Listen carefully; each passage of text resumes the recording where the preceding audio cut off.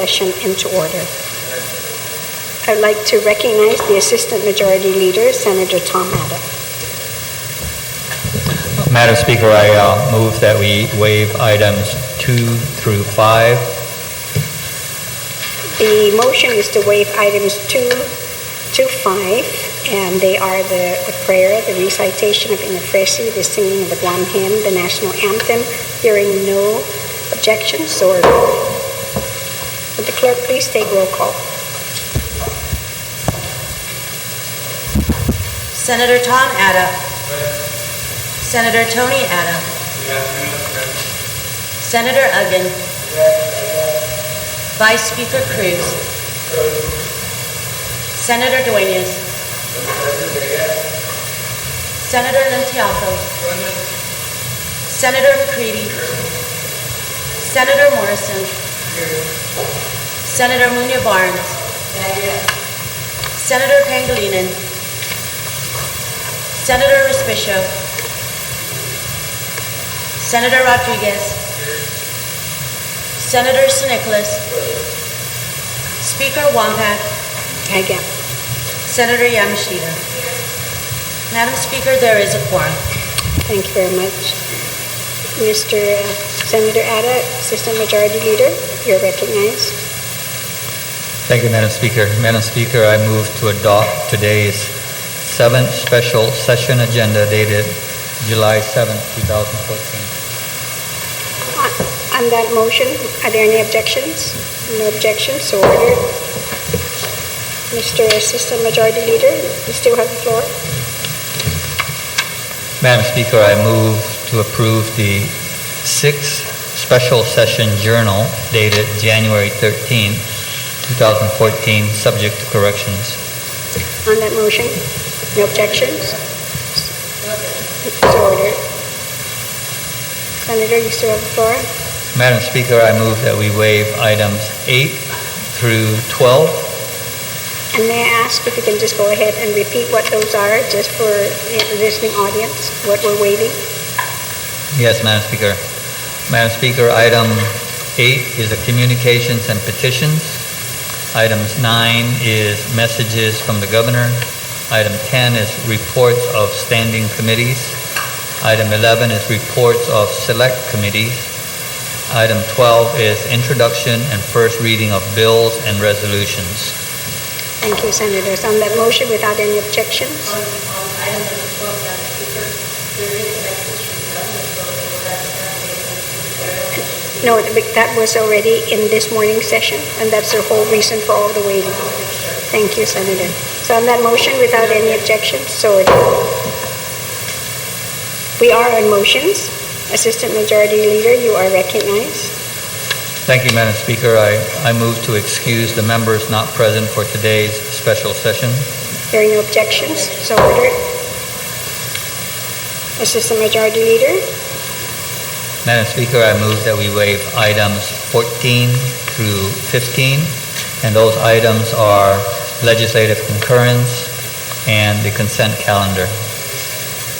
On that motion, hearing no objections, so ordered. Senator, you're recognized. Madam Speaker, we're in second reading now. I move to change Bill number 359-32 COR to Bill number 17-S. On that motion, no objections, so ordered. Thank you. Thank you very much, Senator. The Chair recognizes Senator Dennis Rodriguez. Thank you, Madam Speaker. Good afternoon. Madam Speaker, I move to resolve the Committee of the Whole for purposes of discussing Bill 7S. And if we, what, sorry? 7S, yes, 17S. 17S, and if we can call in GIDA officials, as well as Department of Public Health and Social Services. Okay, on that motion, no objections. We will recess then to be able to bring in the government officials.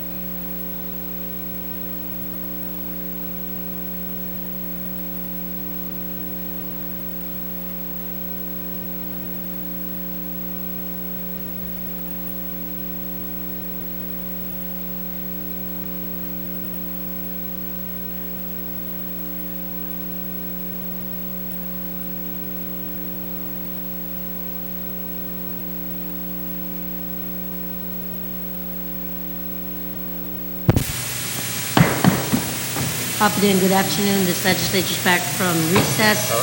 At this time, we do have the folks from Department of Public Health and Gita here with us. I'm going to ask the Sergeant of Arms, please please do the swearing in right now.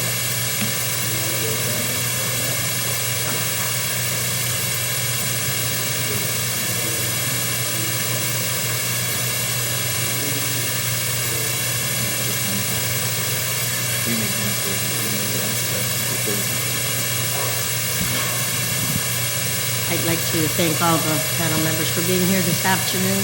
And at this time, just for the record, I'd go ahead and start from my immediate right to introduce yourself and state where you're from for the record, and then I'll go ahead and work with my left. Yeah.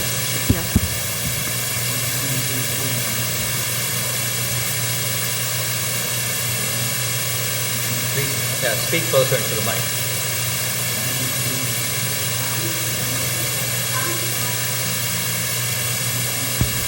Yeah, how about now? No? Yes, no? It's on now? Can you hear me now?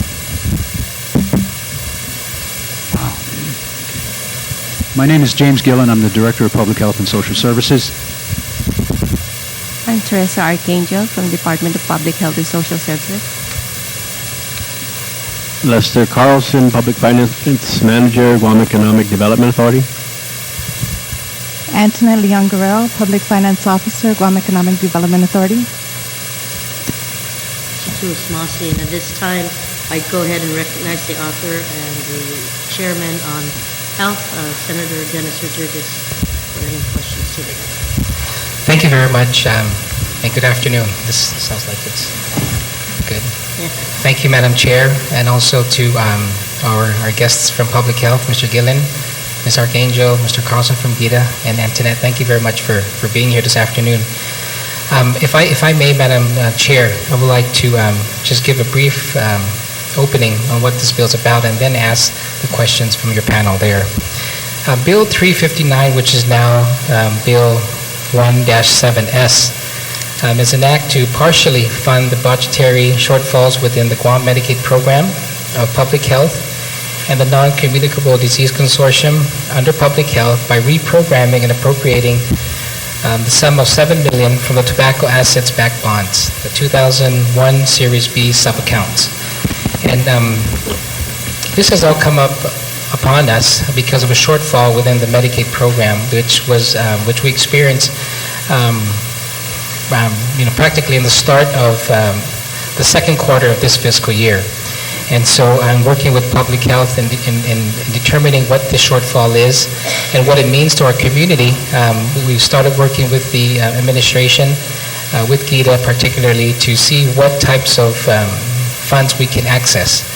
And so one of the options we had on the table was to look at these tobacco settlement assets-backed bonds, which as a result of a settlement agreement, a lawsuit against the tobacco industry, these funds were distributed to states and territories. And so Guam was a recipient of that. And particularly, what this bill is doing is that it is tapping the Health Security Trust Fund, the Youth Tobacco Education and Prevention Trust Fund, and the Health and Human Services Fund. And these were all established pursuant to law. And we'll have Mr. Carlson from Gita, when his time comes, to explain what these different accounts are, where these funds are from, how much are in the funds. And what we're attempting to do here is now tap $7 million from these accounts, but with this floor amendment that I have proffered and I've distributed to the members here, is because the total amount was always a moving target. It was a complicated issue, and so we got, just very recently, as early as today, got a June 30th balance. And that balance was about 8.9 million in the account of these three accounts that I have referenced. And so what I'm attempting to do here is now use 8 million of those funds to, number one, as the bill and this floor amendment that is before us, is 7 million would go towards the Medicaid program, which, if matched with federal funds, would equate to about 15 million, 15 or 16 million, right? That's 7 million. That's 7 million local funding. And also, what we're also authorizing in this floor amendment is that from that 7 million that's being authorized and allocated to public health can be used as a Medicaid matching, and also to help fund the Guam Cancer and Assistance Trust Fund, which is GCAT. This fund was also created by this body last term, and what it does is like a safety net for our people who are in the Medicaid program or MIP program, but those programs don't cover specific treatments. Then they fall within this GCAT program, specifically for cancer patients. And initially, what was put into this fund was about $2 million, which was also from these tobacco settlement funds last term. And so we know that the money has been used and is running out. And so this gives the flexibility to public health now to use what it needs to cover at least what is already being provided services to our people who are in off-island hospitals. I have full faith and trust with public health, with Tess there, that every time there's local funds available, she always ensures that she maximizes and leverages whatever local funds we could to match with federal dollars so that we can get more. And so I'm very comfortable in the fact, and I will ask my colleagues to please join me in extending that trust and faith with Tess, who does just that.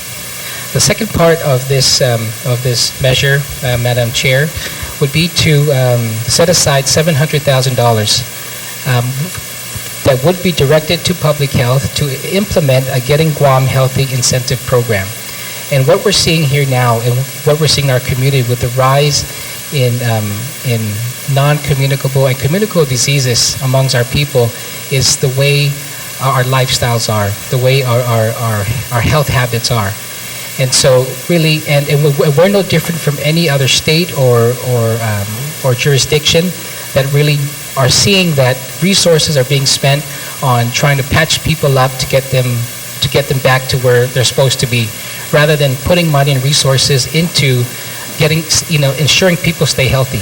And so what this does is that it puts a little seed money of $700,000 into a program that will be administered by the Bureau of Healthcare Financing, the Bureau of Community Health Services, in conjunction with the Non-Communicable Disease Consortium, as we know is a group of individuals from the public and private sector who've come together to set out a strategic plan on how to deal with these diseases. Diabetes, heart disease, cancer are among the top diseases that our people are afflicted with. And so this measure not only provides that funding for in ensuring the treatments are continuous for our people who are receiving treatments now, but also puts in this money, a seed money, which is contingent upon matching from either federal grants, local grants, if there's any nonprofits that would provide grants, or any in-kind services. And so the hope is to double up that $700,000 as well. The third part of this floor amendment and this measure is to provide a specific $300,000 to the Department of Public Health and Social Services, specifically to fund the Physical Activity Action Team of the Non-Communicable Disease Consortium. And this is the most updated version of the Ncd Strategic Plan. There was a plan before this which was good for about 4 years as well. And really, in order for us to provide the assistance and support to these individuals who take so much of their time in ensuring we have a plan in place to address these diseases, this measure here provides this $300,000 to get them moving forward, at least for the physical activity group. And so I have here a copy, and if I'm sure our other members have a copy of this. This was launched earlier or late last year, I believe. And so there's a specific plan in place, and that $300,000 would go towards implementing some of the plans that they have put together. Okay, so I guess now it's for the questions of the most important thing here, and Lester, I'm going to ask you to answer this. This is $8 million that we're talking about, and the first thing, even when I had asked that question, when I got this the information from Gita, is, are we sure we have this money? Where's this money from? Is it earmarked for anything specific? Because we don't want to jeopardize anything that may be, in the works. And so if you can explain to us, where these funds are coming from and what these funds are doing in the bank account. Thank you, Senator. Ladies and gentlemen, the cash that is being discussed today is in fact available. It's being held with the trustee for the 2001 Tobacco Master Settlement Agreement bonds that Guam was a participant, as Senator Rodriguez mentioned, in a lawsuit against the big tobacco companies. So in essence what happened, and my best example is always the hospital. If you will recall, the hospital used to be open air, particularly the spiral staircase. There were monies in the 2001A proceeds that were used for capital improvement projects. So the enclosing of the hallways and the staircase was one of those as an example. Another example of the use of tobacco funds, we refinanced these obligations in 2007, and the proceeds were used to build the Southern Regional Health Center, which is up and operational as a model of efficiency. In conjunction with getting capital improvement project money in 2001, 5 accounts were set up specifically to be able to take initial deposits in the case of the 3 funds that we're talking about today. The Health Security Trust Fund, the initial deposit was $5,828,740.45. The Youth Tobacco Education and Prevention Fund, the initial deposit was $1,165,748.09. And the Health and Human Services Fund, initial deposit was $1,165,748.09. The idea behind the establishment of the 2001B sub-accounts was to allow for the funding of continuous programs of both the hospital, Department of Mental Health and Social Services, and the Department of Public Health and Substance Abuse. I think I got them mixed up, but I think you know what I meant. Anyways, what we are doing now is taking a look in conjunction, the administration and also as well was looking at money to fund the shortfall in Medicaid and the need to be able to provide a matching fund source to address people that are in dire need right now of Medicaid services. What we're looking at being able to do today is take sums from the principal amounts of the B accounts and appropriate them as contained in the original Bill 359. So to answer your first question, this is cash sitting in the bank.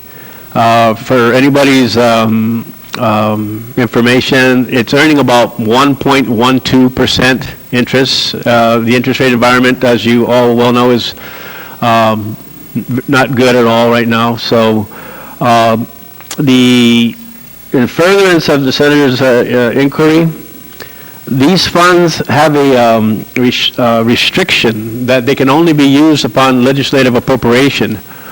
There hasn't been any legislative appropriations since the passage of the fiscal 12 budget under Public Law 31-77. So while there are identification of programs and needs that uses that 90% interest earned from these 3 accounts, there hasn't really been any concerted effort to address in a timely and annual fashion the ability to use the monies. Now not to make light of any situation at all, but they're underutilized funds right now. And there is a great need to be able to address the Medicaid shortfall.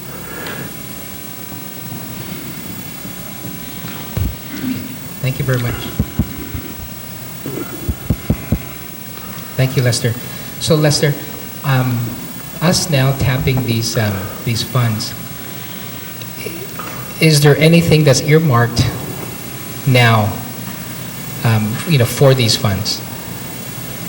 Right now? Right now. The way that the bill is structured would allow for anything that is currently encumbered to remain encumbered. That's my right hand. What you're dipping into is my left hand, which is the principal balance. So there are no encumbrances currently on the principal balance. Okay. That's all I have for now, Madam Chair. I'm going to go ahead and work this down. To speak, I saw Vice Speaker Cruz, Tom Ada, Mike St. Nicholas, Frank Agan. And then I have Brent Mccready and Tommy Morrison. Just real quick, Madam. We'll do rules of engagement right now because we're on the amendment. So everybody that's wanting to speak would be on Senator Rodriguez's amendment. Okay? So do I have a point of information? Point of inquiry, Madam Chair. Yes, please state your question. I'm curious as to where the Guam Memorial Hospital is in terms of this committee of the whole. I do have questions that I'd like to pose to them as well. They are referenced in the bill as having exasperated burdens being imposed upon them with respect to the financial situation of the Medicaid program. So I would like to be able to pose certain questions to the Guam Memorial Hospital Authority as well, as the general idea of this legislation is to provide funding to be partial to their relief. So I'd like to get to the bottom of how much relief we're looking at for the Guam Memorial Hospital. If I may, Madam Chair. Yes, you can, Okay. Senator Rodriguez. Thank you. The bill appropriates and directs money towards public health into the Medicaid program.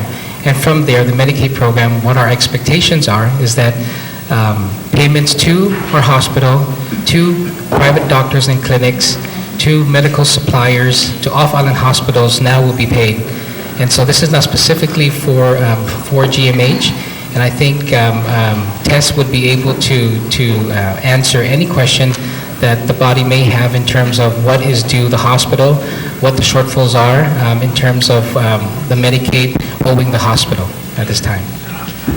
Senator St. Nicholas is Yes, just that answer. Madam Chair, the letter here that we're referencing with respect to what was provided to us in communications from Gita references the Health Security Trust Fund, and it is subject to legislative appropriation and is expended exclusively for the purpose of funding operations and capital expenditure at the Guam Memorial Hospital. The bill references this Health Security Trust Fund, so in light of that, I would like to have the opportunity to pose questions to the hospital with respect to this $8 million that's being taken out of that trust fund for the Medicaid program. I don't have any problems with calling them in here. I just don't think that it would facilitate any other discussions. The trust fund, the hospital does not have any access to these funds unless this body appropriates it and authorizes it. And so I think any questions can be answered efficiently by the people that we have in front of us. Senator St. Nicholas, still on your point. Again, Madam Chair, the Committee of the Whole is for us to be able to have a discussion with respect to the nature of the bill. The bill is intending to pull, with the amendment, I'm assuming it's a higher amount from the Health Security Trust Fund, and this trust fund is explicitly supposed to go to the Guam Memorial Hospital.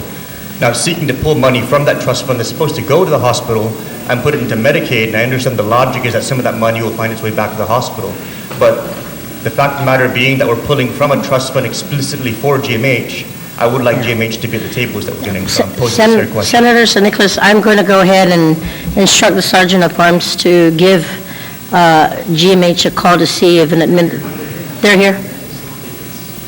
Okay. What I'll go ahead and do, Senator San Nicolas, I will go ahead and wait your turn.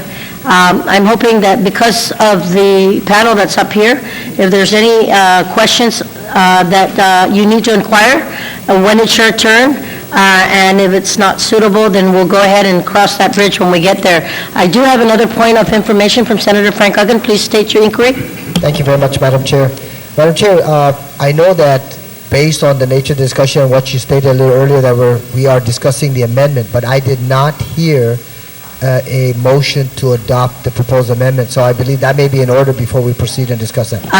That's right. So I'm going to go ahead and move forward with the amendment. If anybody wishes to speak on the main, on Senator Rodriguez's amendment, right now, on the amendment, I have Vice Speaker. I'm sorry, Madam Chair, just so for purposes of making sure that we proceed according to our rules, then if the sponsor of the amendment would like to just motion to move for the adoption of the amendment, then we can initiate discussion, because right now... But the motion was made. Was it made earlier? The motion was made I know he alluded to the contents of the proposed amendment, but I didn't hear... The motion was made. Okay, thank you very much, Madam Chair, because the motion was made. A couple of senators said otherwise. Thank you. Motion was made. Thank you. With that being said, on the main amendment, the author has spoken, and I will give the liberty to the Vice Speaker, and then we do have a list of names wishing to speak. By the show of hands, before Vice Speaker starts, I have Vice Speaker, Speaker Tom Ada, Frank Uggan, Mike San Nicolas, and I saw Brent Mccready. On the main motion. I'm talking about the amendment, ladies and gentlemen. On the amendment, and Tom Morrison on the amendment. So I'll go ahead and start with the Speaker on Senator Rodriguez's amendment. I'm sorry, Vice Speaker's amendment. Vice Speaker, you're recognized on the amendment. On the amendment. Okay. Please proceed, Vice Speaker. Thank you. I guess this question is directed at Gita. Do I understand that the corpus is currently $8.9 million? Collectively, for the three accounts, the amount is $8,895,813.77. And you said on your one hand you have the encumbered funds. Is the other 800,000 encumbered?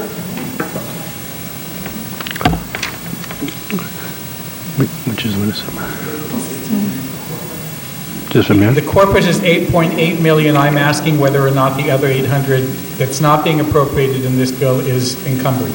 No, the 8.8 that's being used as a source of funding for either the 7 or the 8, none of that is encumbered right now. All right, great. And in your examples you used in the past that the money in this account was used for capital expenditures such as enclosing the stairway and building the Southern Regional Health Center. Is that correct? On the A side. This is the B side. On the B side, are there any covenant restrictions in the bond as to what this can be used for? I took the liberty after conferring with Senator Rodriguez to inquire from Orrick, Harrington, and Sutcliffe, who's our bond counsel, with basically a question, can we take monies that were legislatively set up in basically what's known as an endowment type situation and legislatively reprogram them? And the answer is yes, we can do it. It was legislatively created, it can be legislatively reprogrammed. When was that request made? June 11th, 2014. The bill was introduced on the 24th of June, and this amendment was made today. Has either the bill or this amendment been vetted by bond counsel? Yes. This amendment today has already gone to bond counsel? Excuse me, pardon me. The amendment, no. The idea of what we're doing, yes. The bill itself, no. I understand that the idea may have been clear. I'm just saying the language of the legislation. There have been many times that we've done bond bills here where the idea may be well-intentioned, but bond counsel has had issues with the language. Has the specific language of the bill itself and/or this amendment proper today been cleared by bond counsel? No. Is there a reason why, since the 24th, the bill has not been sent to bond counsel for his approval? To be honest with you, Senator, it's actually pretty clear what it is we're trying to do. My email conversations with bond counsel resulted in the bill being drafted because of the fact that there weren't any bond covenant restrictions on the application of the funds being used. So I didn't think that it was necessary to be able to take valuable time and resources. As a lawyer, I know you know they charge by the hour. If I think it's a prudent thing to do, I would have done it, but I didn't think that it was necessary in this case. All right. Unfortunately, my comprehension is not quite as good as yours.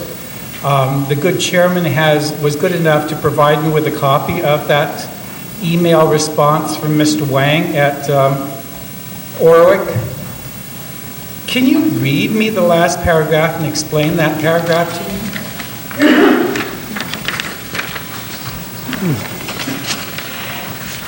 The whole paragraph or the part about deallocation? The whole paragraph, because it has about 8 different things that I'd like to ask you about. The proceeds in the endowment bonds, however, can be withdrawn and either spent on capital expenditures or allocated to working capital costs based on the proceeds last spent rule. I imagine that you are very familiar with the proceeds spent last rule because Guam's working capital bonds are premised on the rule that is proceeds are not considered spent on working capital unless Guam is in a deficit position. In addition, Guam has ongoing compliance obligations that require them to check for excess money each year, in parentheses, called other replacement proceeds, end of parentheses. You should also note that spending money out of their endowment funds slows down the deallocation process to the extent that it is still ongoing. All right, can you explain to the body here what the proceeds spent last rule is? Madam Chair, can we have a copy of that? Sorry. Yes, I'm going to take a 30-second recess. Can you get copies for everybody?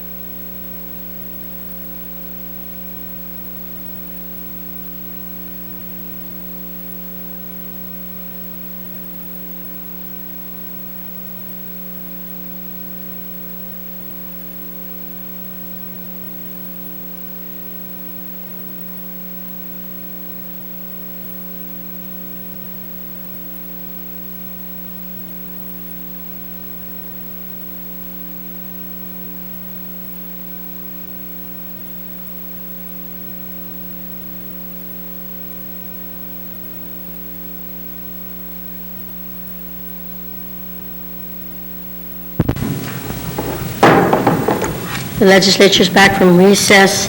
Everybody has a copy of the letter, of the email. Thank you, Senator Yamashita. Vice Speaker, the question was addressed to Mr. Carlson from GITA. Yes, Madam Chairman, the memo says, I imagine you are very familiar with the proceeds spent last rule because Guam's working capital bonds are premised on that rule. So, can you explain to us what that proceeds spent last rule is? Yeah, may I ask that the body take a recess and read the whole email, since you just got it? Because I think I laid out the question very plainly for bond counsel, and I think if you take the whole thing into context as opposed to picking apart one or two or three sentences, then I think we're not really applying the best use of our time here. So with all due respect, I think my question was clear. I think his response was clear.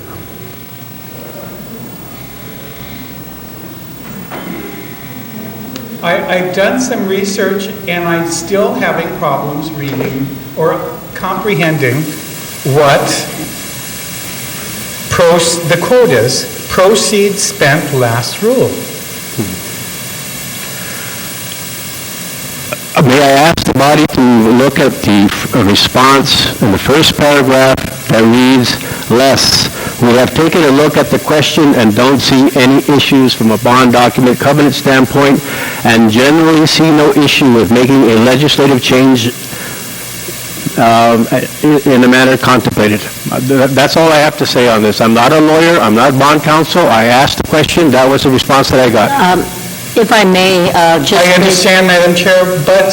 No, I understand. I was just going to say, based on the answer that was given, the question wasn't even on hand. So the more important issue I'm on special session right now. is to ask what the question was, because it reads, we have taken a look at the question, Mr. So I think it may be in order to ask him what the question was. All right, well, here, this is the email that he initially sent. Tom. Run copies for everybody.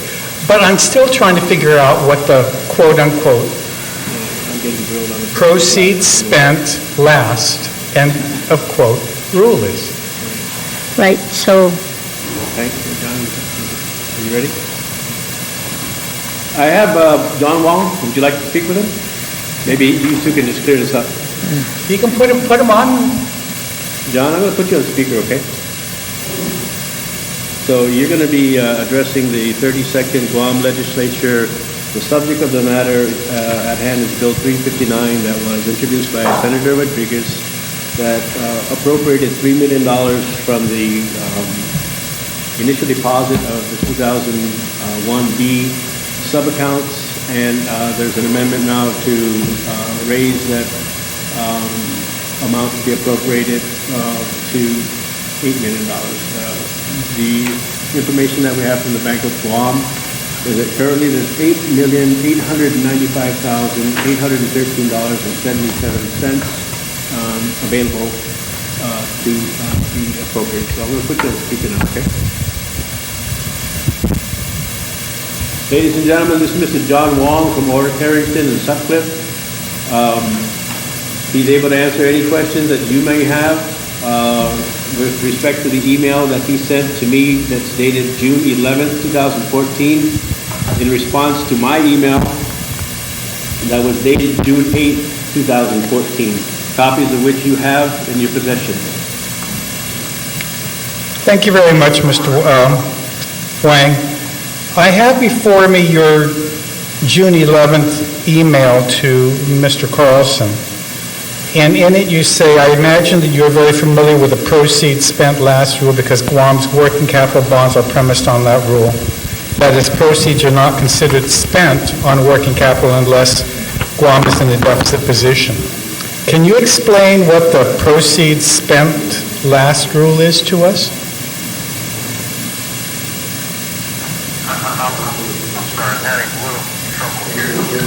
You're going to need to get it done.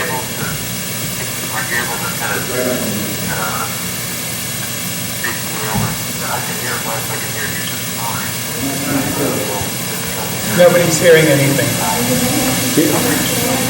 Okay, can you hear me now? Can somebody say something? No, nobody's hearing it out here. Yeah, John, this isn't working. We're gonna see if I can call you back if we can set up a teleconference. But just, if you can, please pull up the email chain of our discussion regarding the tobacco mass settlement agreement bonds. My email to you, June 8th, your response, June 11th. The Vice Speaker is specifically asking about the proceeds spent last rule.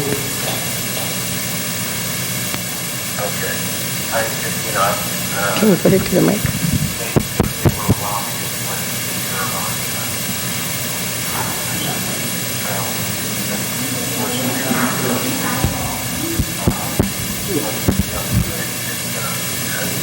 Well, I'll tell you what, if it's okay with the chairman, maybe we can get back to you once we've established a way to call you back and allow for a dialogue to occur.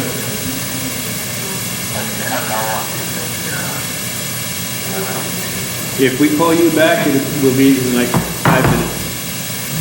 If we're not able to establish something in 5 minutes, then we're not going to call you.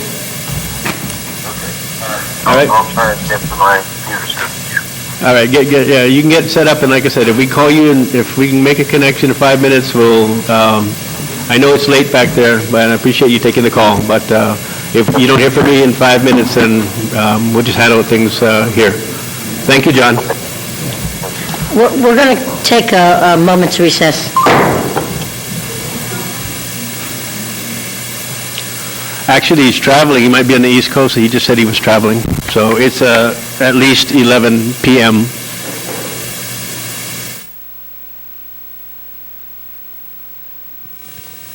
All right, if we can't get the definition or an explanation of what the proceeds spent last rule is, could Gita at least tell the body whether or not there are any tax implications to using this money on non-capital expenditure?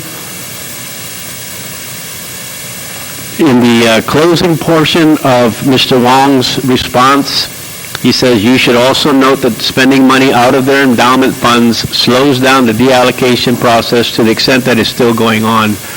The deallocation process, basically, you are allowed to be able to take over the course of time, since these are tax-exempt bonds, and use them over a period of time as they're deallocated. What we do with these bonds is we receive annual payments from Major Tobacco. The monies go into a bond fund. They are then used to pay any applicable expenses that year. Then they pay the principal and interest of the bonds. Anything that's left goes into what's called turbo redemption. The turbo redemption facilitates the retiring of the outstanding indebtedness, and these bonds are predicated on that approach. In other words, just because there's a 25-year amortization, to the extent that you can turbo redeem bonds, it might cut it down to 22 years or 23 years. So all he's basically saying is that to the extent that you're still deallocating from 2001, this may slow down that process and make the entirety of the redemption of all the bonds complete from a tax perspective and everything. So if he premises it, since it is a 2001 issue, to the extent that that is still going on. Is there anything unique about a quote-unquote, and he uses it in this email, endowment bonds? And can you explain to us what endowment bonds are and how that's different from Ladzones or the tax bond or whatever? Yes, sir. The proceeds that were originally received in 2001 were split up in A and B. It was the idea, and I think you have a OFB circular, a memo that was circulated that explains to the body exactly how the funds in the B accounts are to be applied. And you will note that in the OFB's memo that I was able to take a quick glance at, that the monies for any of the expenditures out of these accounts have to be done legislatively. There needs to be an appropriation made. So the idea was that if you had $100 as your principal investment and you had 5% interest, you basically had $105. You can spend 90% of that $5. With the remaining, let's just say for discussion's sake, it was $1. The next year would be $1.01, $101, so you can only spend $4. So it'd be self-perpetuating. That was legislatively created. That wasn't anything that was done with respect to bond covenants. It was a desire at the time to be able to allow for something like this to have an ongoing life.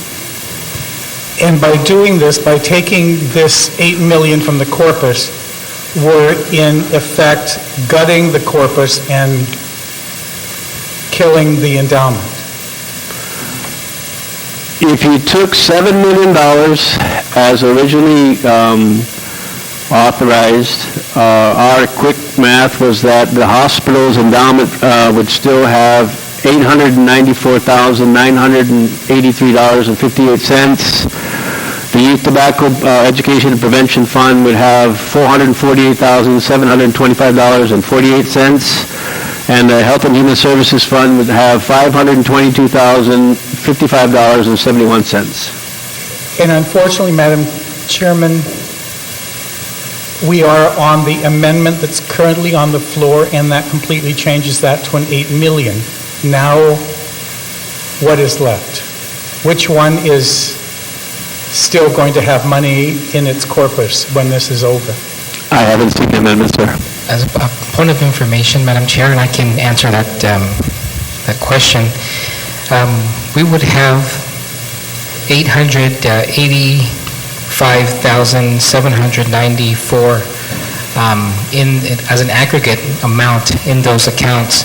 On the Health Security Trust Fund, you would have a balance of about $410,000.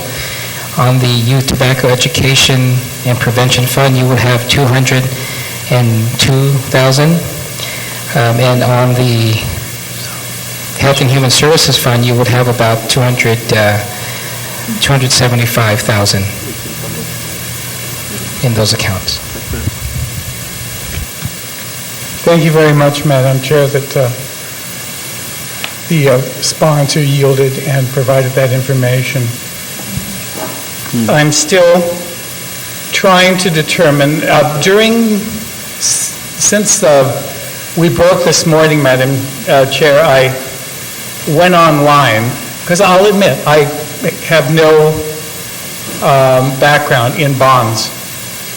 And I tried to do some research on working capital and on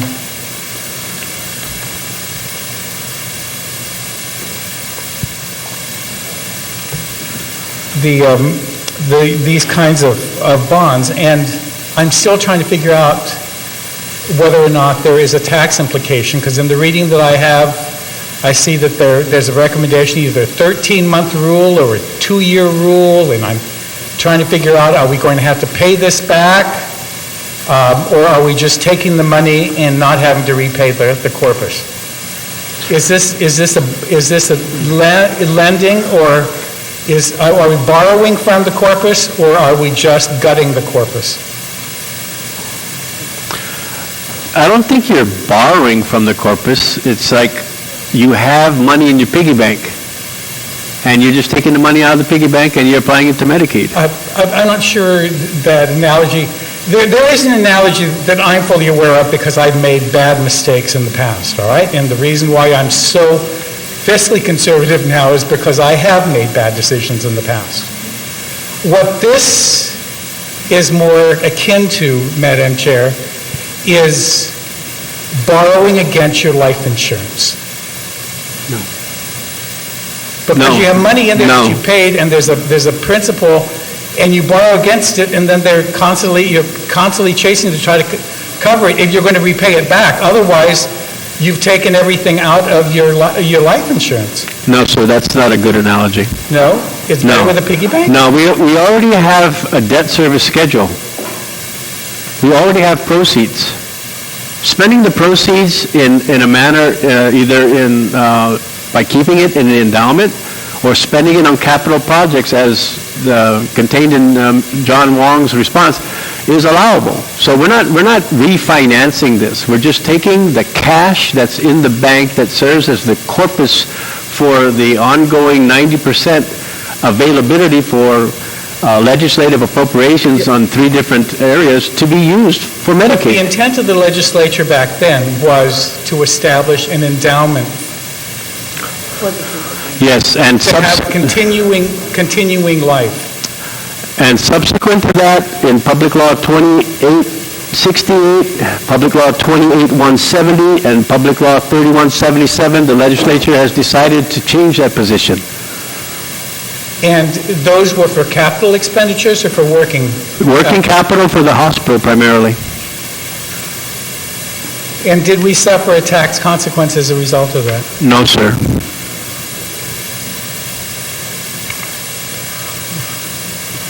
I have a proposed amendment that may shorten my questions. Since I'm not getting an answer on what last spent rule is. So, Vice Speaker, that would be an amendment to the President Yes. amendment today. Okay, can we get copies of that?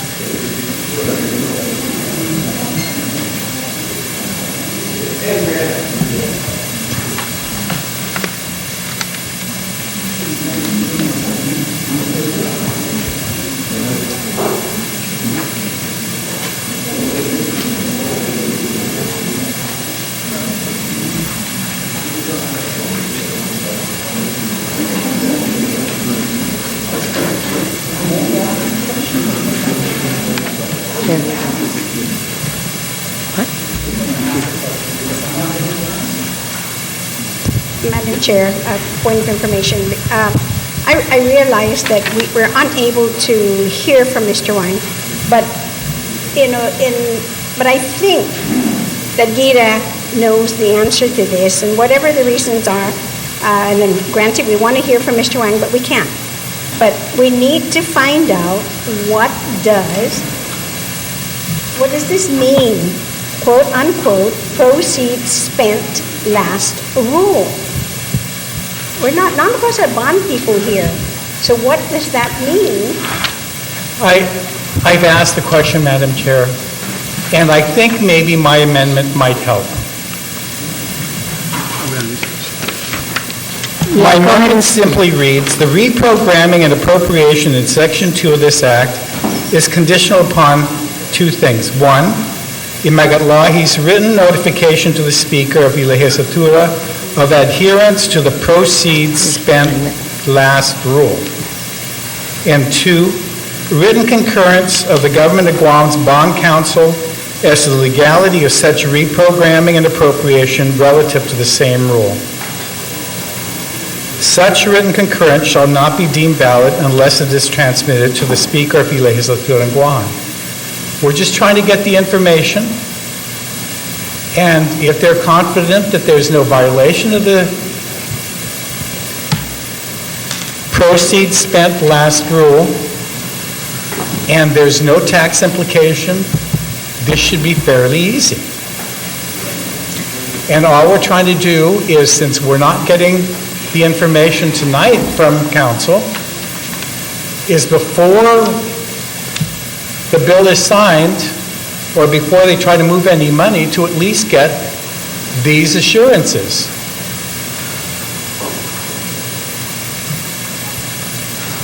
That's my amendment to the Rodriguez what's amendment. been proffered by Senator Rodriguez. There has been an amendment to the amendment, ladies and gentlemen. Anyone wishing to speak on Vice Speaker's amendment? Anyone wishing to speak? Senator Rodriguez, you're recognized. Thank you very much, Madam Chair. I completely understand and appreciate the concern, if I may, or I don't know how else to say it, because there's a lot of money that's been sitting out there that we've had available to our people, and we just needed to do what we're doing today, is come in here and appropriate and authorize it, even though we know what it was set up for in the past. However, it was never been used, and there is a here and now need for our people. For some, it's a life and death situation. Whether they're going to get traded, whether their providers are going to continue to take them in. And so it's a very important and critical need of our community.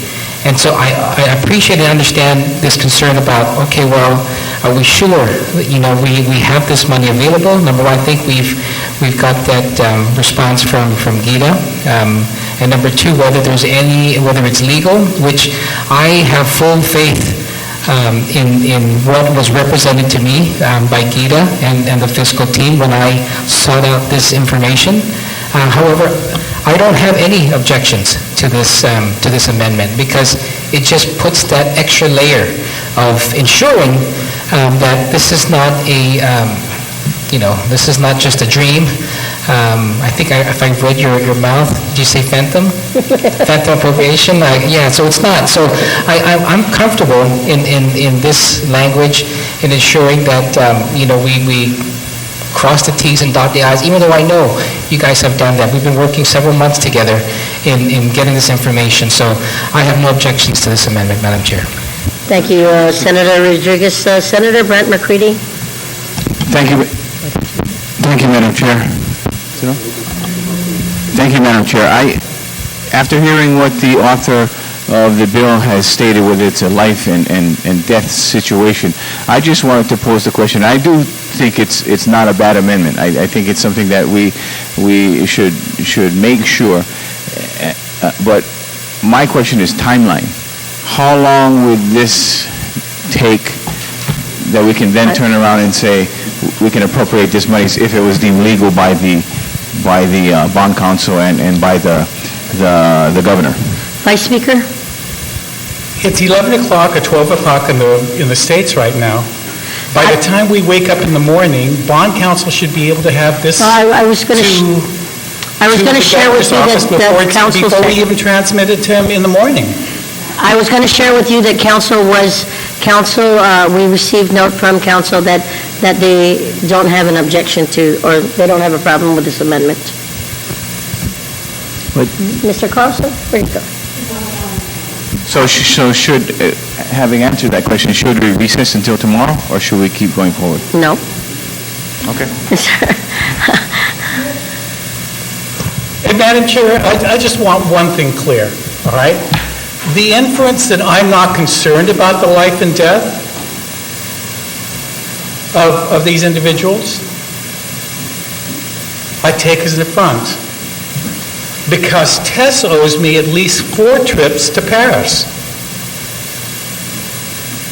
Every time we go through the MIP, I insist on asking her, how much do you really need? You spent $23 million last year, you're asking for 15.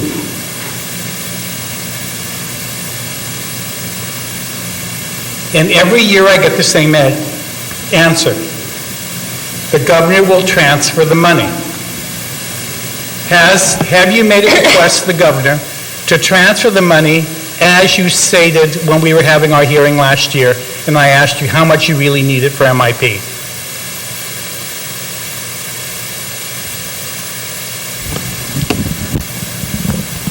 With regards to medical expenditure, you would not know how much your expenditure until the end of the fiscal year, because just this last week, we sent a patient Mediback. How would you know? Not until the client... I understand that. I did. For fiscal year 11, how much was the MIP expenditure? 14 million. How much was it for 12? For fiscal year 2012, it's 9 million. Oh, for fiscal year 2011, it's 15,627,999 and 56 cents. For 2012, it's 9,686. The reason being is because we're charging now MIP emergency services to Medicaid program. So there are changes that's happening within the program, within MIP and within Medicaid. And have you asked for if you only use 900,000, what happened to the other 15? We utilized that as a local match for the Medicaid program because we paid MIP emergency services under Medicaid program. And how much are you short currently? Currently, if we're not going to match the 8 million that we currently requested, then it's 18 million. For MIP? For Medicaid. MIP currently, we still have 1.5 million right now.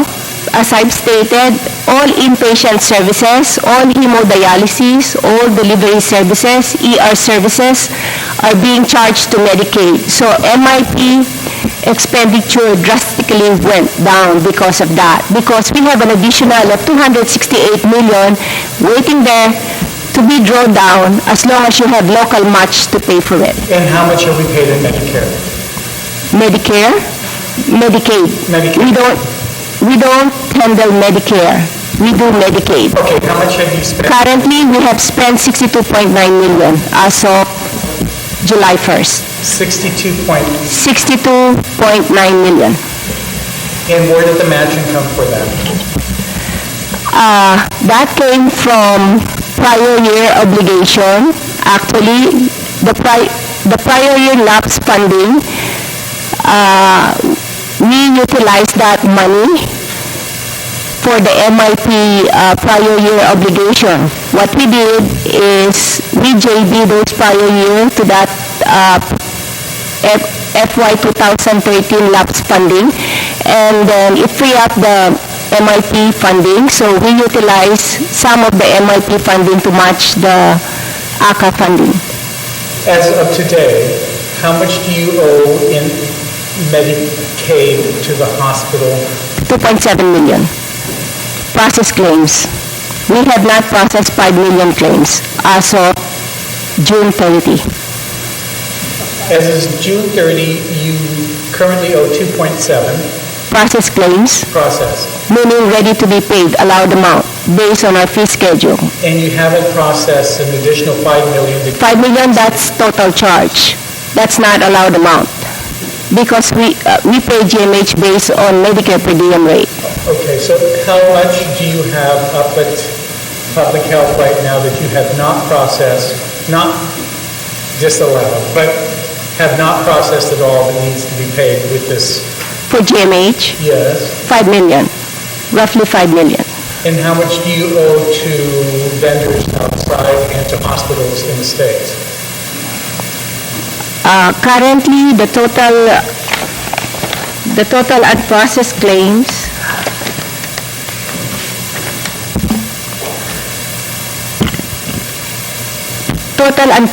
claims for Medicaid is 29 million total charge for all vendors, not only off-island.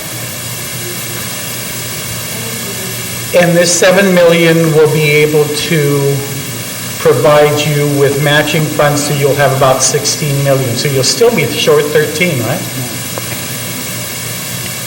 No. These are excuse me, because,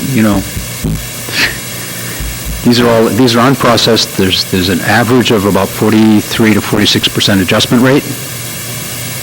Okay, so when we say we have an unprocessed gross, it's not net. So even at 46%, you would be almost at your 15 million that is Right. anticipated with this appropriation. And you've got 4 more months. No. If we get the money that the senators is trying to secure for us, we'll be able to get through the rest of this fiscal year, because we do have, as we do every year, a runoff of claims that run into the next fiscal year, and you've always authorized us or allowed us to use the new fiscal year funds to pay prior years.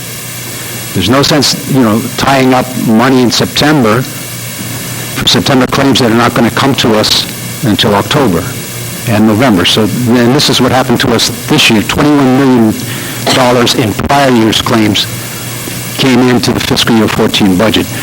Sooner or later, we have to address really how much funding can we really identify that we can match up. But the only thing that's saving this program now is that Tessa's been able to move money from the MIP program into the Medicaid program and match up that Affordable Care Act money. We've got to decide what we're going to do all as a community here, because this is a really important issue. We've got up till 2019 to try to access the rest of this $268 million. Right now it's at about $221 million. What do we do after that? And I can tell you, and we've had this conversation before, Vice Speaker, I've been in this business long enough to know that we will spend up to whatever is available. So we need to start looking at better ways to spend this money. And I think at the beginnings of this are some of the money that Senator Rodriguez is looking at to try to do some programs with our Medicaid clients to use the system better, to get more information about how to access primary care, how to lead a more healthy lifestyle.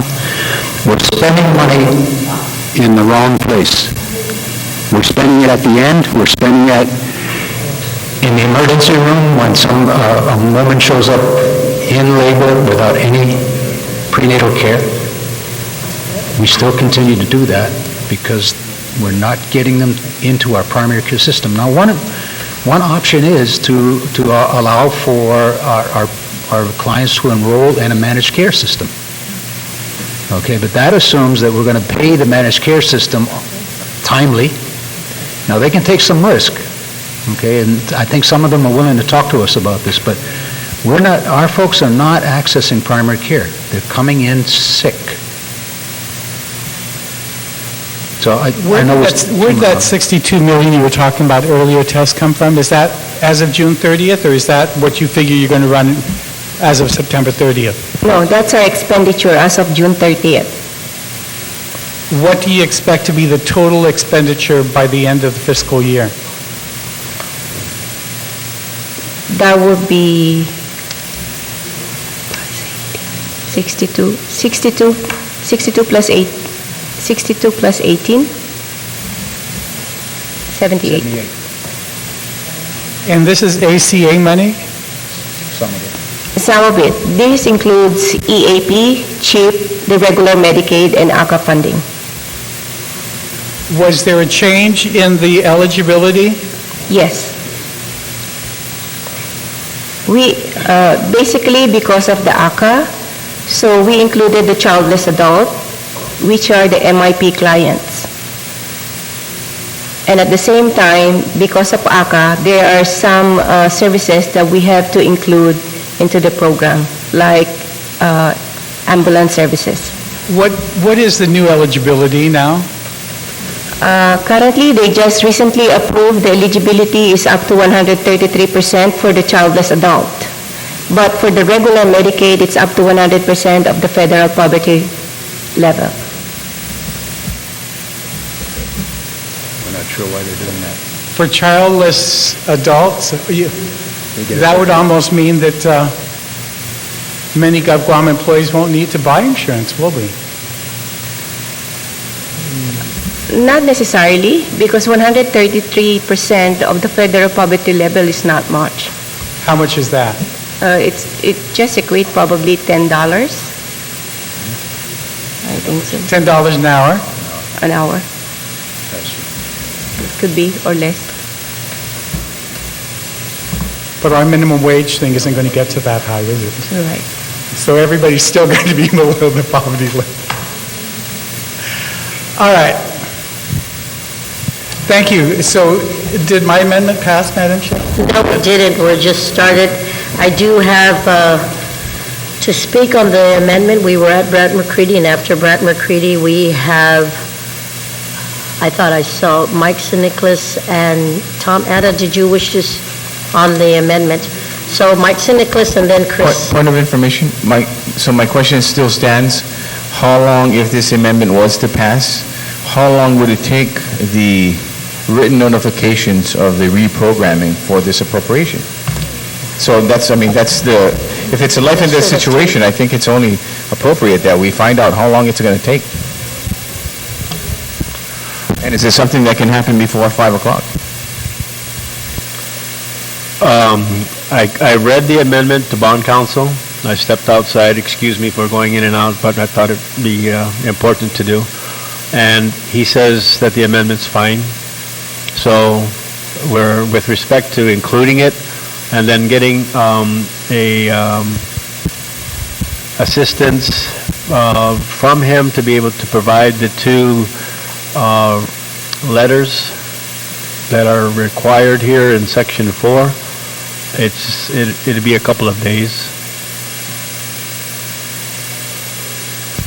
Couple of days to get all these answers and then transmit. For these 2, think about it. It's midnight there. He's traveling. Just for all practical purposes, if the body passes something today, it still needs to get engrossed and transmitted. We will have emailed him and asked him to get started on a response so that when shortly after it hits the governor's desk, the governor has the ability, with assistance from bond counsel, to provide what's being requested here in the amendment. Senator Mccready? On that, on the Vice Speaker amendment, I will address Senator Nicholas. Thank you, Madam Chair, and thank you, Vice Speaker, for the amendment and for the questions that were subsequent to that to Department of Public Health. I have some questions I would like to clarify that have me a little concerned with the whole direction of things.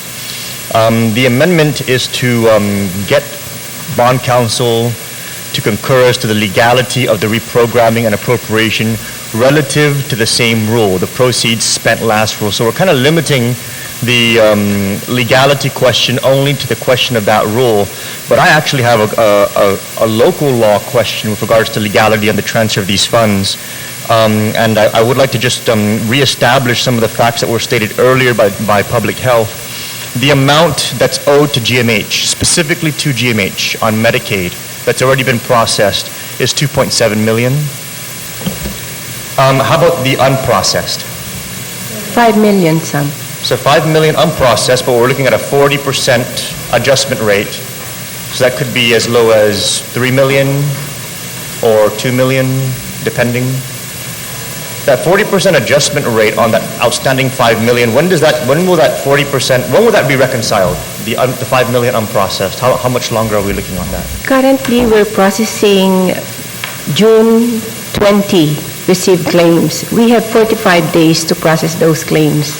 And we are up to date on processing GMH claims except for some manual processing claims. Okay. Because what's concerning me is what the law is proposing is and I'm going to use some words that are not very popular, but I'm just going to use them because people can familiarize with them. We're going to raid the GMH endowment fund that we set up here with the Health Security Trust Fund. By the way it's written in the law, it's pretty much a GMH exclusive endowment fund. We're going to pull 5.5 million out of that, give it to Public Health to match it into Medicaid so we can turn it into 12 million or so. But of that 5.5 million that we're taking from GMH, the only amounts that we're going to be able to pay down and reconcile with them that we've already processed is 2.7. So we're taking 5.5 million from GMH and we're only going to give them back $2.7 million in processed claims. Not necessarily, because we continue to process claims. No, but how many do we have already processed currently? 2.7. That's with GMH, but overall Medicaid, how many have we already processed? Overall what do you mean overall Medicaid? Of all the Medicaid claims that are processed and outstanding pending Outstanding, payment? we have roughly probably 3.5 million. 3.5. That includes all other providers, yeah. All other providers. So of the 3.5, 2.7 will go to GMH, right? Yes. So that means that the remaining 800,000 is going to go to other providers. Rightfully so. I mean, I have nothing against paying to the providers. But the thing is that we're taking GMH's trust fund, and some of the proceeds from that trust fund are going to go to the other providers.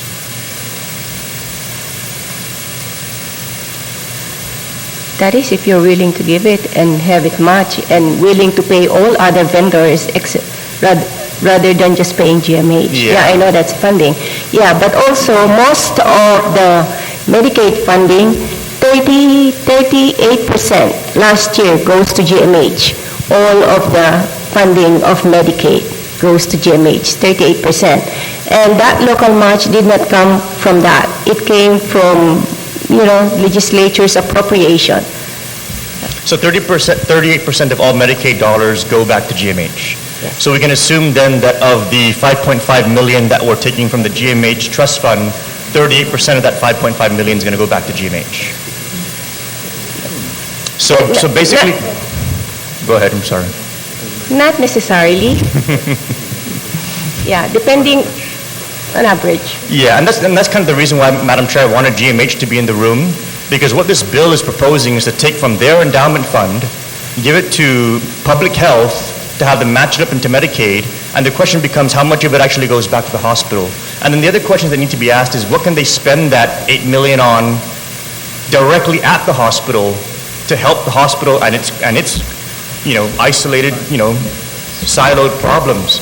And so with respect to the amendment, I really like the idea of getting bond counsel to clarify the proceeds spent last rule, but we still have an outstanding question on the local law side, subsection 221304, the Health Security Trust Fund, that limits the money from that trust fund only to the capital and operational expenditures at the Guam Memorial Hospital. So if we're taking from that trust fund, putting it into Medicaid, and only 38% of it's going to find its way back to the hospital, or even 100% of it, which is 2.7 million of the processed claims, but they're still taking 5.5. Basically, what we're doing is we're taking more from the hospital and we're giving it back less. But not necessarily. Not necessarily.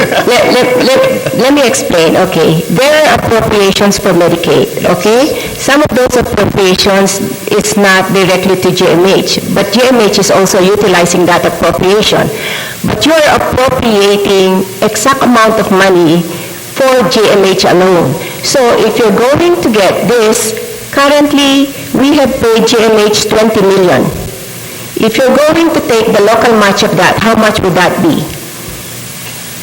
Say that again, I'm sorry, 20 million what?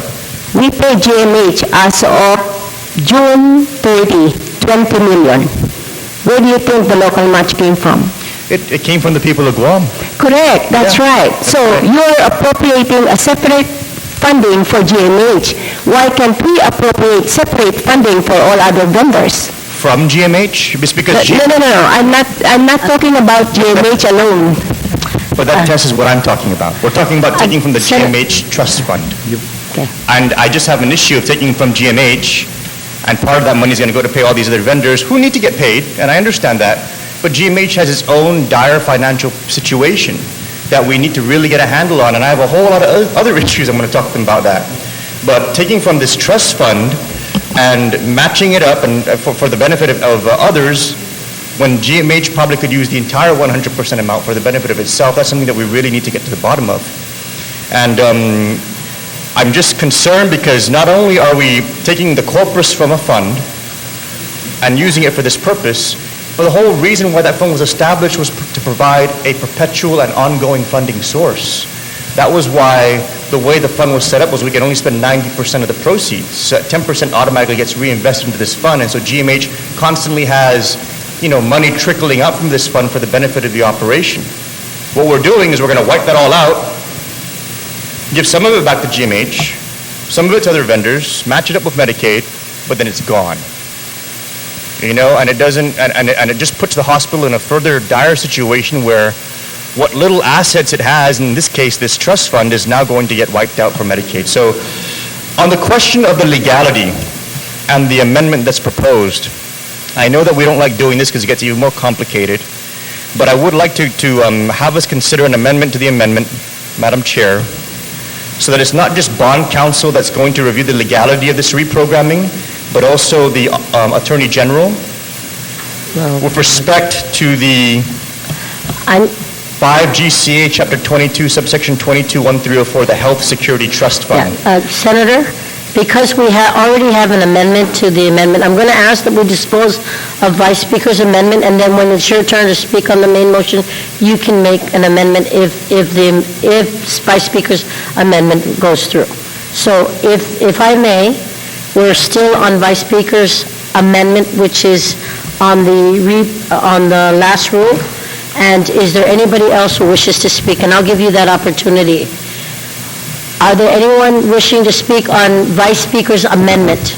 Just procedurally, is that we've accepted this amendment versus what's on 359? No, we haven't accepted the amendment. We're still on Vice Speaker's amendment to Dennis Rodriguez's main amendment, Speaker. We have not accepted page 2 of Dennis Rodriguez's proposing amendment as it is on the floor right now. Vice Speaker had the floor, he was the Speaker, and then he proposed an amendment to the amendment, and that's where we're still at. We are still at Vice Speaker's amendment. And for all those, it's to add a new section 4 and renumber. So, we're still at that, Vice Speaker's amendment to the amendment. So, anyone else wishes to speak? If not, are there any objections? If there's no objection, motion carries. Now we are on Senator Rodriguez's, the chair's proposed amendment, and next up to speak is Tom Ada on the amendment as amended. Thank you. Senator Ada, Tom Ada, you're recognized. Thank you, Madam Chair. I just want to make sure I understand this. Now, earlier, Gita explained that what we are appropriating is the corpus and the interest that has been generated from that to date. Is that correct? It's the corpus. We're not touching the interest. That's all. The last time that the legislature appropriated any interest, as was envisioned when this endowment was created, was in Public Law 31-77. That was a Budget Act. Okay. And how much do you estimate is available from the interest alone? If we were just to do interest only, the available cumulatively, because of the fact that there hasn't been some draws, well, first of all, let me get back to a little clarification on the 31-77. Our records, subject to DOA verification, show that there's still almost $21,000 that was appropriated to GMH for working capital that's left unexpended. There were some additional appropriations to the Youth Tobacco Prevention Fund and Health and Human Services Fund, $4,500 each that, again, subject to reconciliation, remain unexpended. If we were to do the interest only, be about $700,000 since we haven't appropriated anything from the interest, and it's been interest generating, primarily from the other two funds. Okay, so I understand that really what we're wanting to do is to appropriate from the corpus. But if we read the language on line 12 of page 1 of the amendment, lines 11 and 12, it says, reprogramming and appropriation of available funds from the available interest. Point of information, Madam Chair. Senator Rodriguez, please state your point of information. Thank you very much. The Senator Ada is absolutely correct, and so that was raised as well earlier, and that was a mistake, and so that would be that is something that I plan to delete later on, or if you would yield, I would delete that at this point, because it's not. This is a template that we used for what we did in 3177, and so I apologize for that oversight. So that available interest would be deleted. Senator Tom Ada. Well, since then we've identified that it is incorrect language there, then I guess I'll yield to the author to go ahead and make that correction now. Now is as good a time as any. Senator Rodriguez, would you move to delete the available interest on line 12? Yes, and thank you to Senator Ada for that. On that motion to delete on line 12, the available interest of, and so if you can reread it, Senator Rodriguez, on line 11, section 2. Okay, section 2, reprogramming and appropriation available funds from, and we've deleted the available interest of, and it will just go on to the Tobacco Assets Backed 2001 Series B subaccounts. On that amendment, no objection. Motion carries. Senator Tom Ada, you still have the floor. You're done? Next to speak would be Senator Frank Ogden. Speaker 1, Pat? Or Madam Chair? Yes, Senator Frank. Yeah, just to follow and make a general statement in regards to this, I think that, one of the biggest components in terms of the discussion, one of the biggest concepts and concerns is whether legitimately these funds can be tapped. And we've already indirectly heard from bond counsel, and I want to thank the representatives from GITA for stepping forward and verifying that, in fact, these are funds that can be tapped.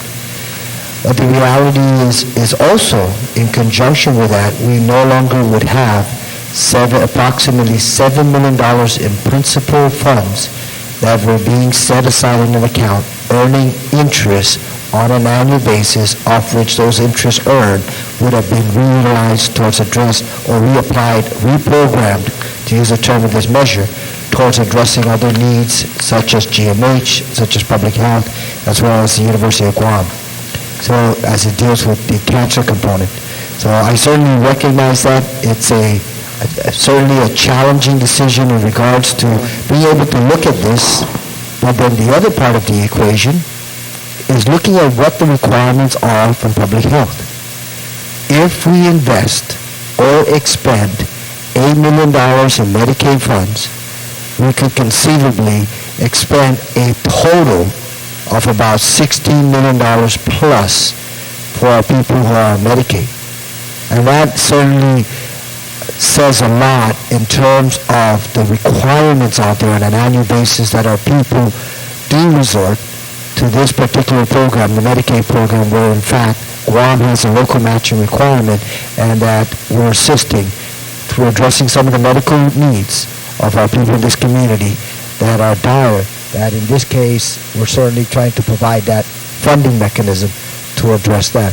The only issue I have, perhaps as it applies to the amendment, and if Tess, if you can please respond to this, is I noticed that the provision on line 1 on the proposed amendment, line 25, reads financial obligations incurred for fiscal year 13 and fiscal year 14. Based on your sequence of processing, I'm under the impression that fiscal year 13 has already been paid out. Is that correct? Or does this amendment need to also include some of the obligations that were incurred in fiscal year 13?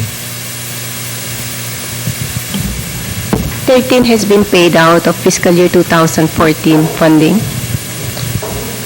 So you would have no issue if the Chair of Health and the sponsor of the amendment would concur that the fiscal year 2013 in line 25 be deleted, so it would read for financial obligations incurred for fiscal year 2014 to be used as local matching. So if the sponsor of the amendment certainly has no issues with regards to that, recognizing that fiscal year 13 has already been processed and those obligations have been paid out. Then, Madam Chair, I'd like to move for the deletion of just the word on line 25, page 1, FY 2013. Thank you, Senator Elgin. So on line 25, page 1, the obligations incurred for FY-2013-2013 will be deleted. Do you have an answer to that? Yes, because it has been paid in FY 2014, the 21 million, that's prior year obligation for FY 2013, it's been paid out of FY 14. So on the motion to delete FY-2013, on that motion, are there any objections? No objections, motion carries. Thank you, Madam Chair, and thank you to Ms. Arcangel. Thank you for your response. If I can just have a motion to take out the word "and" also on the technical. Your amendment passed. So moved. If there are no objections, motion carries. Yes, Senator, Vice Speaker, your amendment passed.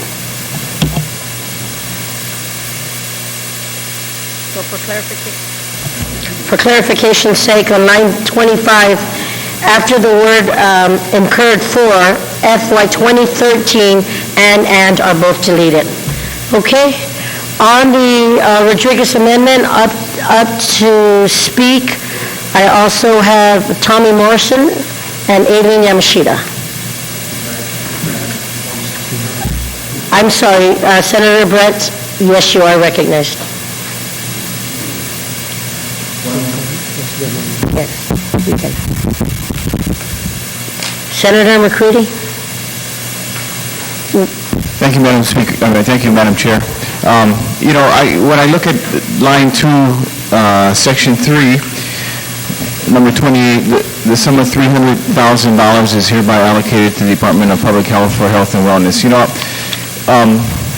As we all know, I've seen the effects of what our fine director had said. We're catching this on the back end, and it's costing us money at the end of the line when they have the non-communicable disease, when they have the heart disease, when they have diabetes, high blood pressure, when they're overweight and obese.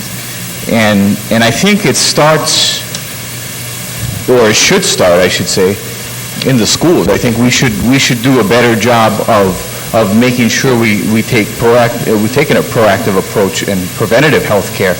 So, we're not only saving money in the end, we're saving lives. And so I would like to proffer an amendment, Madam Chair, and I would like to add, at the end of health and wellness, What line? line 32, funds allocated for the purpose shall be used to promote health and wellness, physical activity, after-school programs, and other programs at the Department of Education aimed at health and wellness and physical activity. And I also want to include, or read, and the Guam Special Olympics.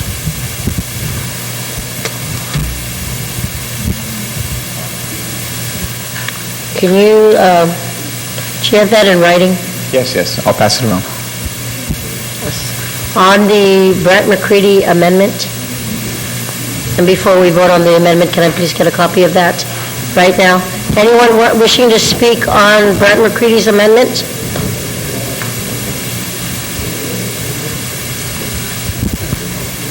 Senator Mccready, can I please have a copy of that amendment right now?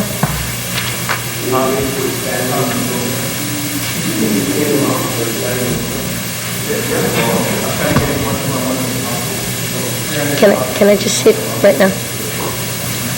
In the interest of time, ladies and gentlemen, I'm going to go ahead and read this to the record. The amendment states, on line 32,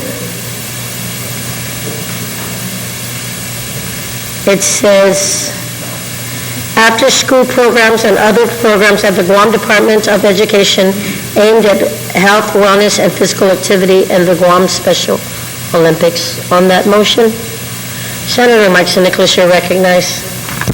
Thank you, Madam Chair. First, I'd like to see a copy of the amendment, just so I can make sure I follow along. We're going to take a short recess. Thank you. Okay. Sir, yes, sir.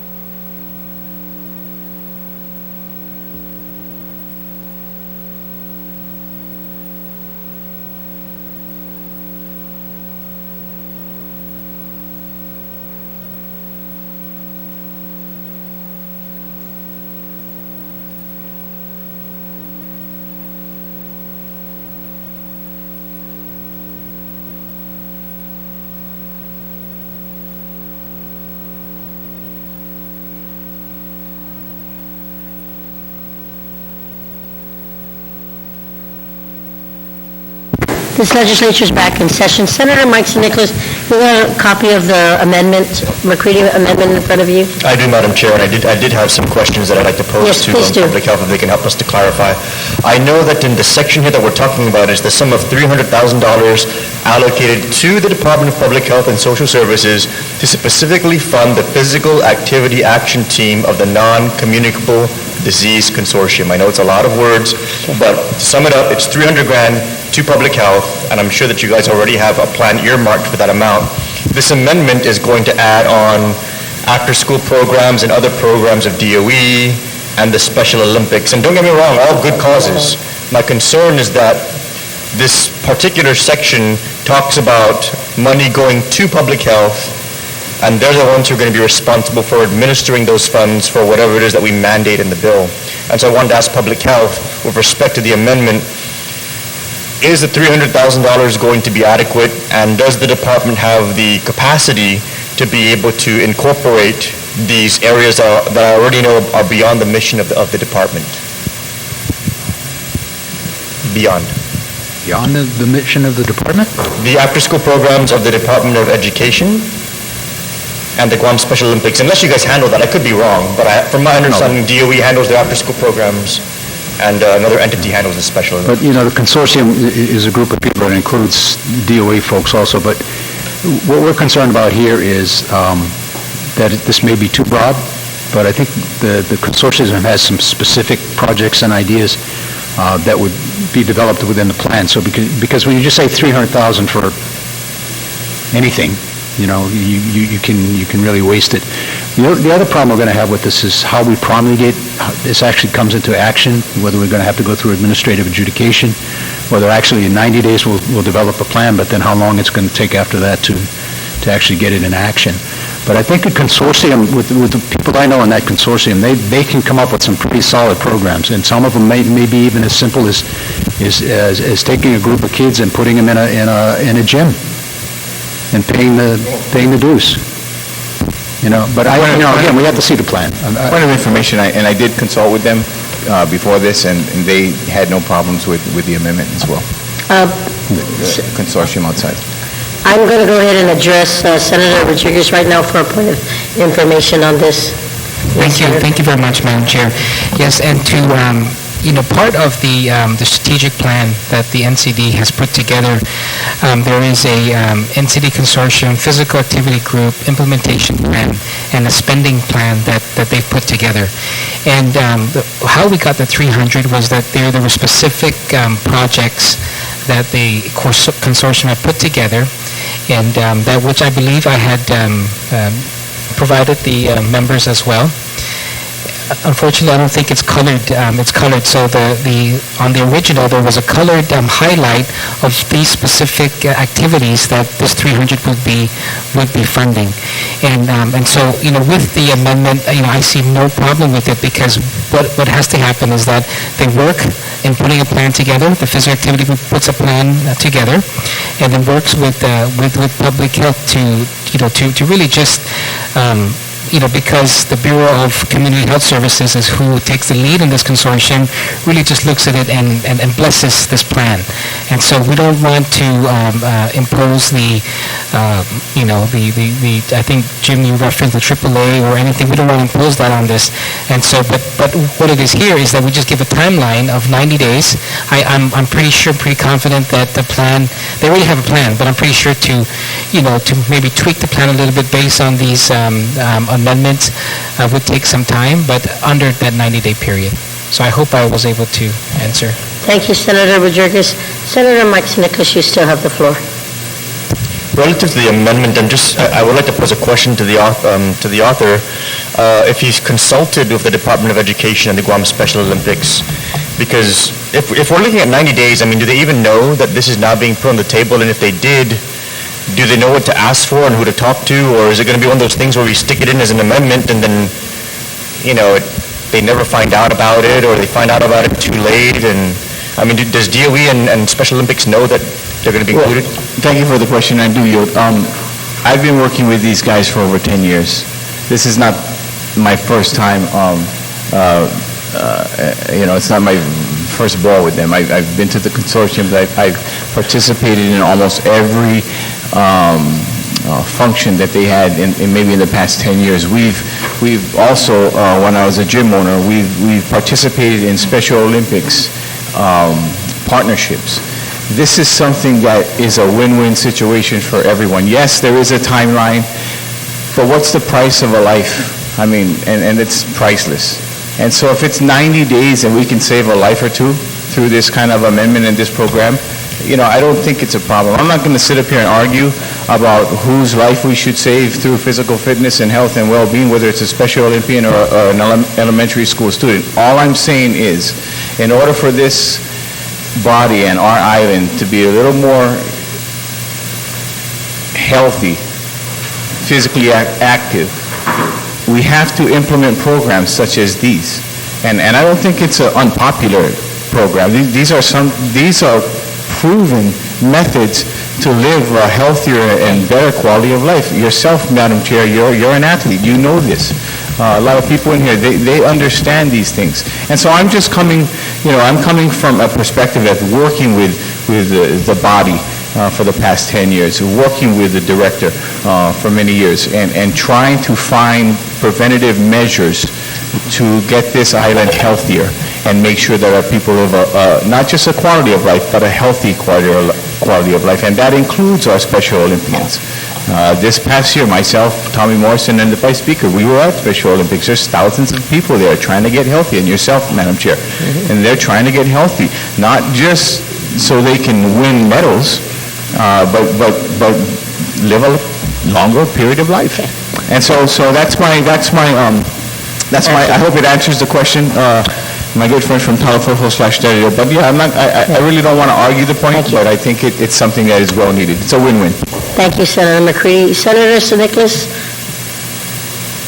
Oh, no, I love the idea. I mean, I think it's great. My families are all educators. I have cousins who participate in the Special Olympics. I'm hoping my boy can too real soon. So I think it's great. I just want to make sure that the public health understands that with this amendment, we're kind of going to be limiting it to just that. Because he's going to be putting the language in after the word promote. And I'm assuming that means you're going to strike health and wellness and physical activity. You're going to strike that. And it's just going to read, shall be used to promote after-school programs and other programs at the Guam Department of Education aimed at health, wellness, and physical activity and the Guam Special Olympics, period. It's just going to limit it to that. No, I didn't strike it. I added the amendment after wellness, after physical activity. Oh, okay, I'm sorry. Because the amendment that I have here, the written one, Madam Chair, says after the word promote. So just to be clear then, it's after the word activity? It's after the word physical activity. So I'm still curious as to the way it reads, because it says, the way it would read then is funds allocated for this purpose shall be used to promote health and wellness, physical activity, after-school programs and other, so comma after, so maybe to promote health and wellness, comma, physical activity, comma. Sure. Okay. After-school programs and other programs, that's the language then, yeah. Okay, so then if we could just have legal counsel stick the proper commas in so that it reads fluidly.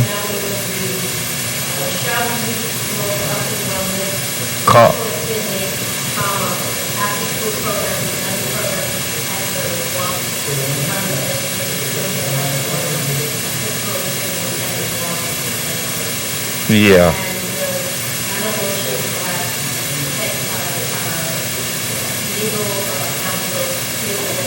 Sure. Okay.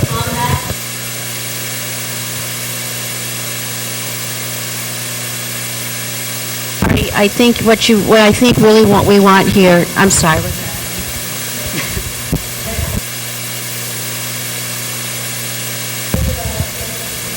Thank you, Madam Chair.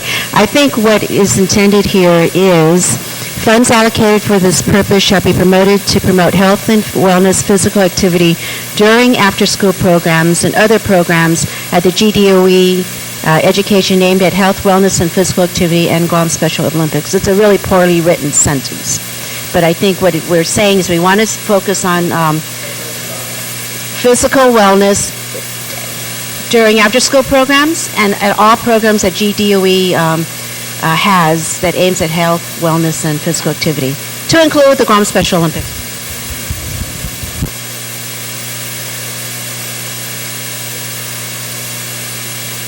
Point of information again, Senator, Speaker Wampat. Thank you. You're right, this is the problem when, we get a lot of different amendments here and there, but I really want to make sure that I heard the previous speaker that after the word physical activity, were you also saying during and after-school programs? Is that correct? Am I correct, or am I hearing you wrong? Because that's what it should be. It can't just be after school. When you say after school, you're only dealing with a select few. When you say during, you hit every child in the school system where you want to start as early on in the elementary school. And I say that only because, Madam Chair, is that if this document that was given to us, in which, of course, I'm sure that part of this money was going to go for this program from the Ncd consortium, is that it actually deals with, as well, during the school hours, in which a communications director, which is also a media person, and a policy change consultant that we're going to be paying to the tune of $47,000. And a lot of this also deals with the schools, in the school. So I hope that that is correct, that the word during and the school hours are included. Madam Speaker, yes, you do have a point. Senator Yamashita, I will go ahead and have you work in your amendment based on what was stated. So can you go ahead and reread that? Thank you. Madam Chair, to address what Madam Speaker just raised, I think we just need to shift some of the clauses around. And I think the amendment really is intended to read this. Funds allocated for this purpose shall be used to promote health and wellness physical activity during all programs at the at all the GDOE education, We're going to go ahead and take a recess. Brent, fix it because...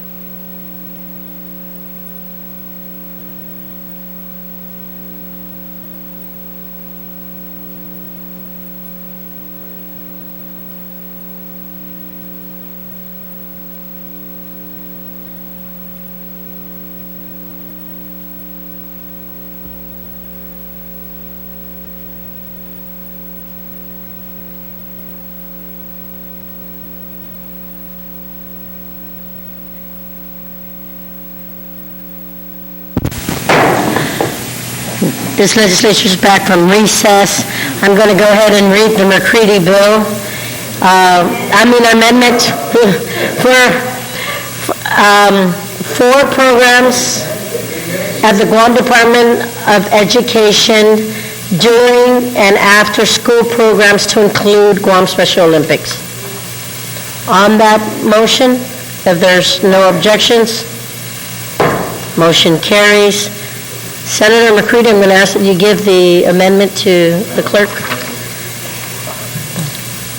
Now we are, ladies and gentlemen, we're still on Senator Rodriguez's amendment. Anyone else wishing to speak? Senator, I'm sorry.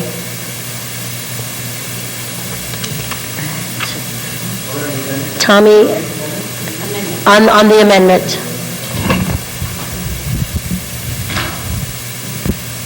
Senator Morrison, you're recognized. Thank you, Madam Chair. I have a few questions. I kind of was just listening in on the issue of how Medicaid is looking to cover MIP services or obligations as well. So my question is how or what percentage of Medicaid is or spending is going to the hospital or at this time, and what is the enrollment numbers? So I'm thinking that a lot of MIP have been rolling over to Medicaid. So I guess what's driving the spending is new enrollment into Medicaid. So can you provide an update of numbers that is moving at this time, or what is the pace at this time that MIP patients are moving into Medicaid?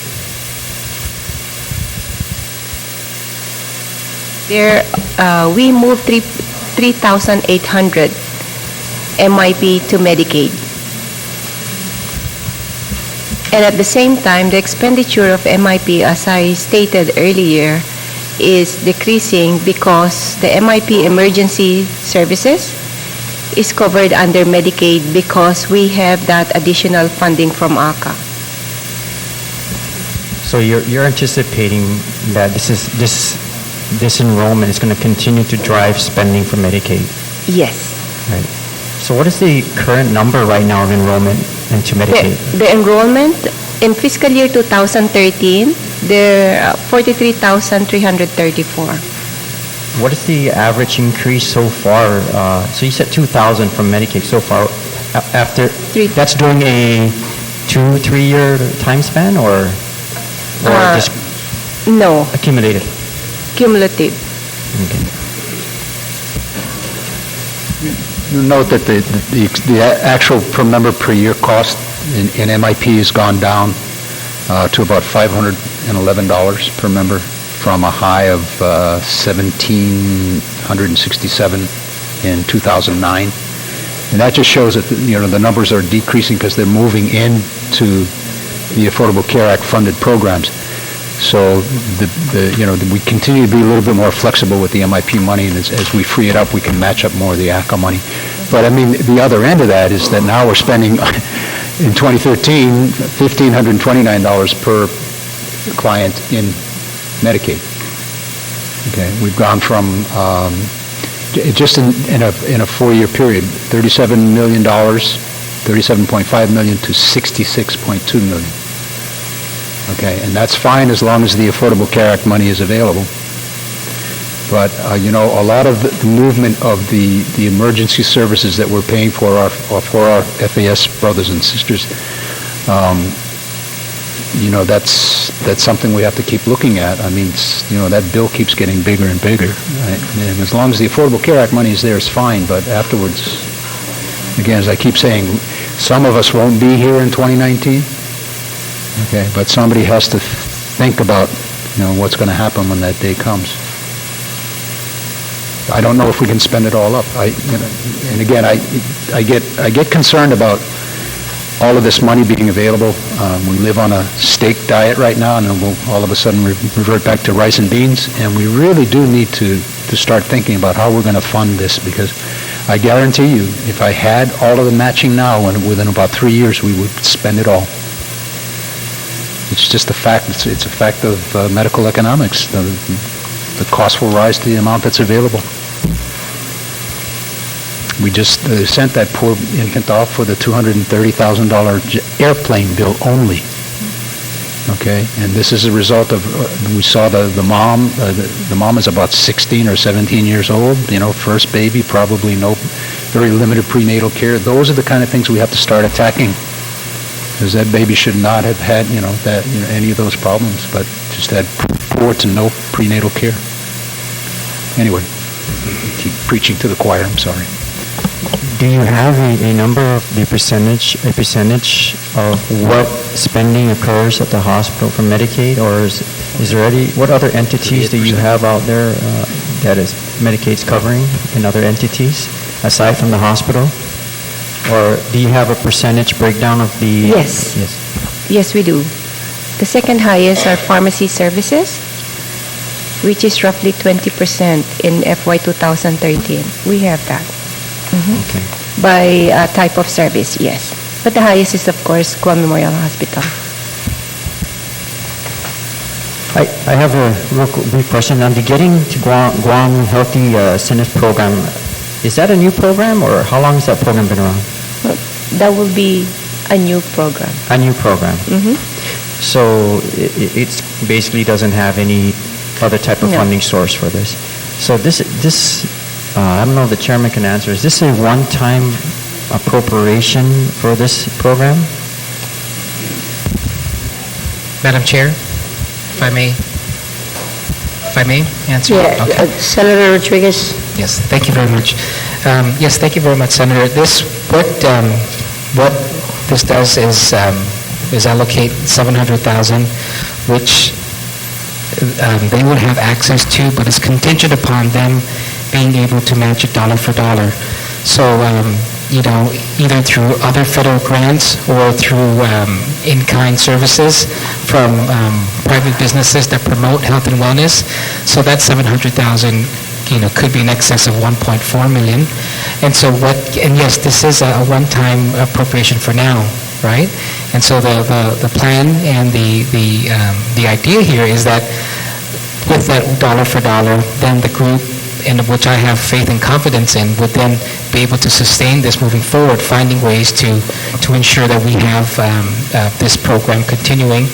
To really, what the whole intent is to bring down the incidence of chronic diseases, from our people. No, thank you.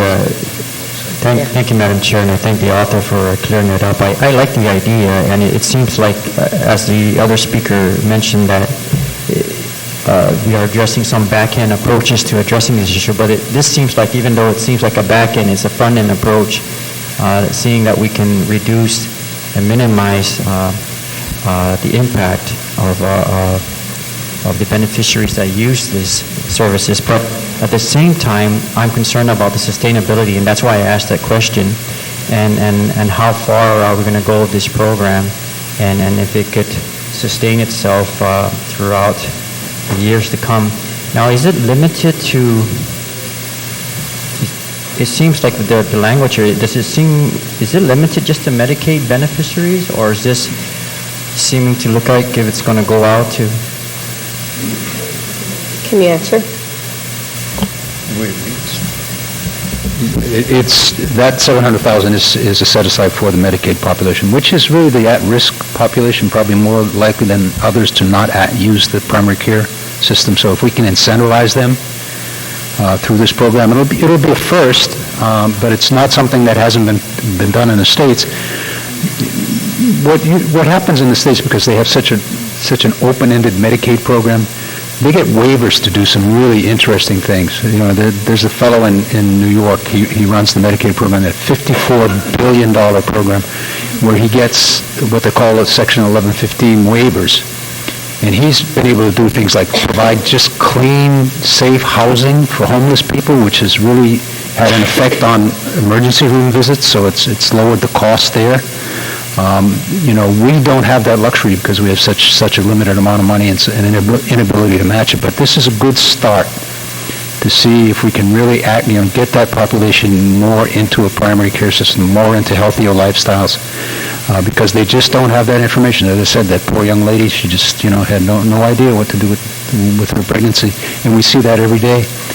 So this is a good start, but you're right, Senator, about sustainability. We have to, let's get this started, and then we'll talk about trying to find the money. But, I was telling somebody, it's kind of like the scene out of that musical version of Jesus Christ Superstar when he's out starting touching people and they're cured, and then all of a sudden everybody's on top of him and he can't move, and that's what happened. We have so many needs.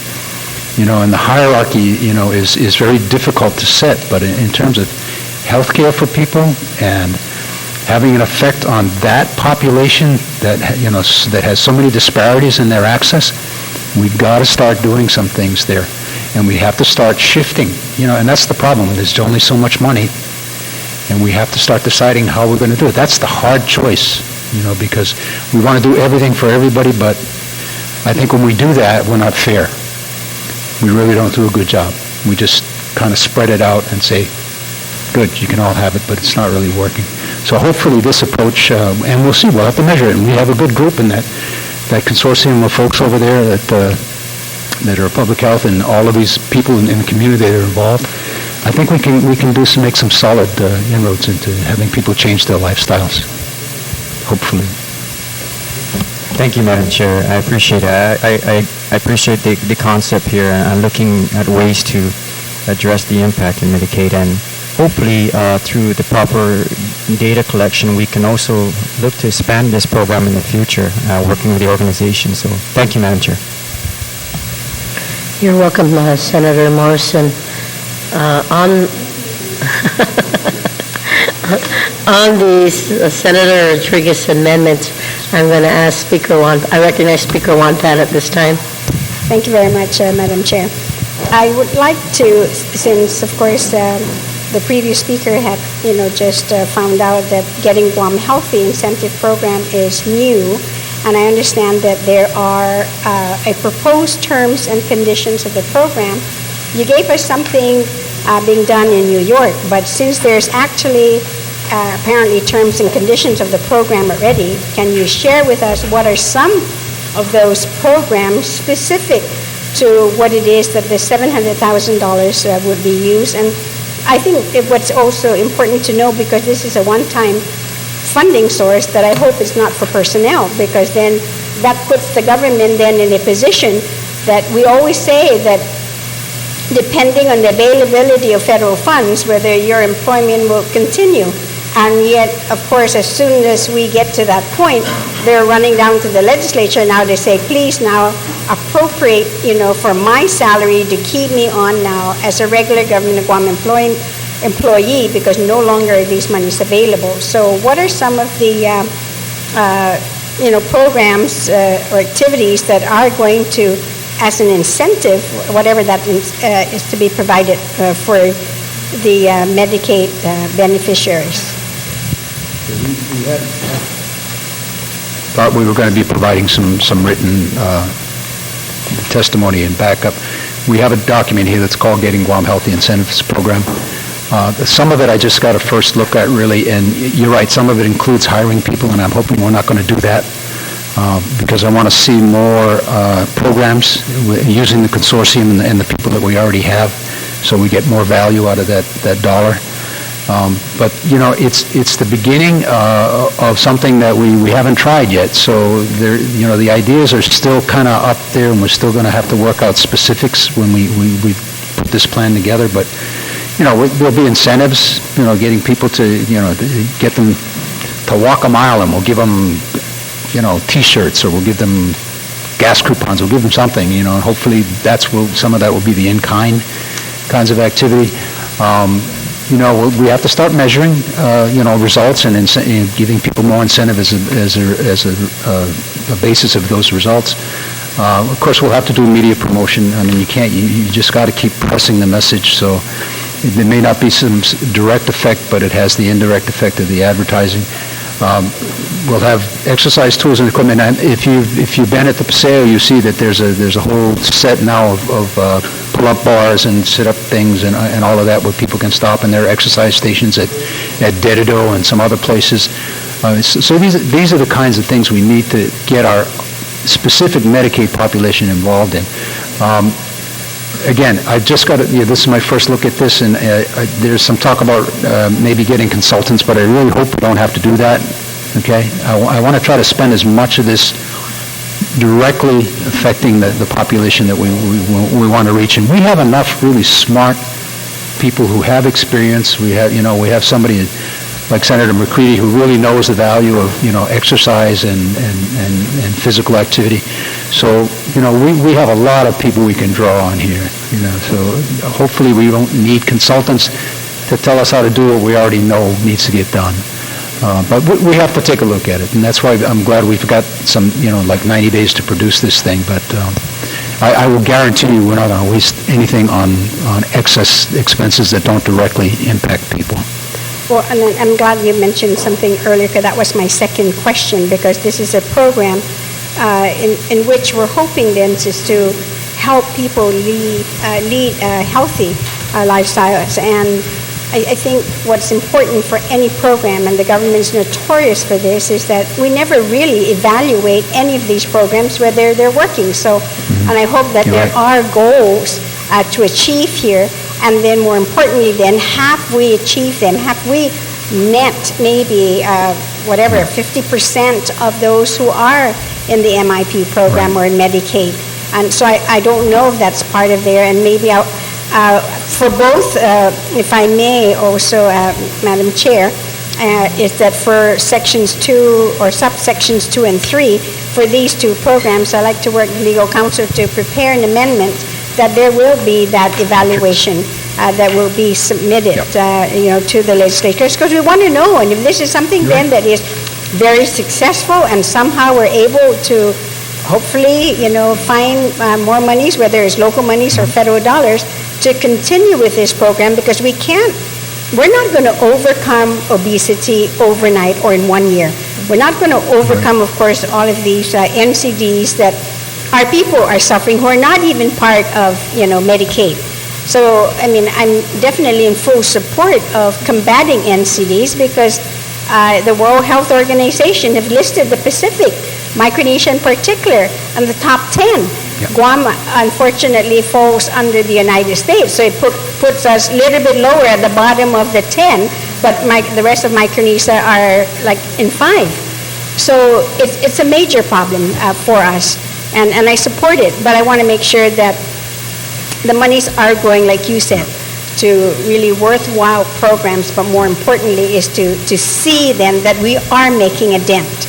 And it is data like that I like to see it drive our policies and programs in the different departments and agencies. So I want to get that done. My other question I want to ask, because this is a fairly new group, the Bureau of Healthcare Financing, I don't know who that is, and maybe you can explain, and the Bureau of Community Health Services as well, and are these within your department? Somebody's, Tess, you're nodding your head. So these are individuals already who are... I'm sorry. Bureau of Healthcare Financing is Medicaid and MIP. Okay. The other bureau is, the folks who run and who staff the NCD consortium, who have really been the force behind the Worksite Wellness Program. If you want to talk about metrics there, we've done an analysis of some of the Worksite Wellness programs, and that we're able to measure now already how well people have been in that program, how well they're doing. So we have experience with doing that. Now, this population that we're talking about serving, the Medicaid population, is a really different population. That's why these incentives really are going to make sense. They're not going to come on their own. There are certain wellness programs that in the workplace that intimidate folks, and we're trying to fix those a little bit, because there are people that could benefit from our worksite wellness programs who don't participate because they're intimidated by the folks that do the Zumba and they do all the rest of the stuff. But we need, and this Medicaid population is really that same kind of population. They're not into exercise. But I think Madam Speaker, when if you just take a look outside around this time of day or early in the morning, there are more people exercising, more people walking, more people, things that, 20 years ago I didn't see, that I'm really seeing more of. So people are really getting it, but it's not our Medicaid population, and those are the ones we've got to get to. Even our MIP population, if we can lump them into. But I think the real key is going to be spending more money at the public schools or at the school level, because that's where the change. You're talking right about. We're not going to change the obesity rates overnight. That's a lifestyle change. That's probably a 2-generation change. Okay, and I know all of us kind of political folks, don't have that kind of timeline, but we really need to think about policy that's going to make those kind of lifestyle changes. And really in the schools, that's where it's at. And really start with our kids from 0 to 5. It's really, that's how important it is to get it imprinted. But this population of Medicaid people really need to know how to act. They need to know how to access the healthcare system, how to make it work to the best, and the value of exercise, diet, all of that kind of thing. And I think this is a good start. But the real start is probably at the school level. Because people like me, my age, we're done. Speaker Wampat, I'm going to go ahead and have you work on your amendment, then I'll address Senator Yamashita, then Senator Mike Nicholas on the main motion. So, Senator Yamashita. Thank you very much, Madam Chair, and definitely in spirit with the continuous dialogue for the last, what time did we get in? 3 hours?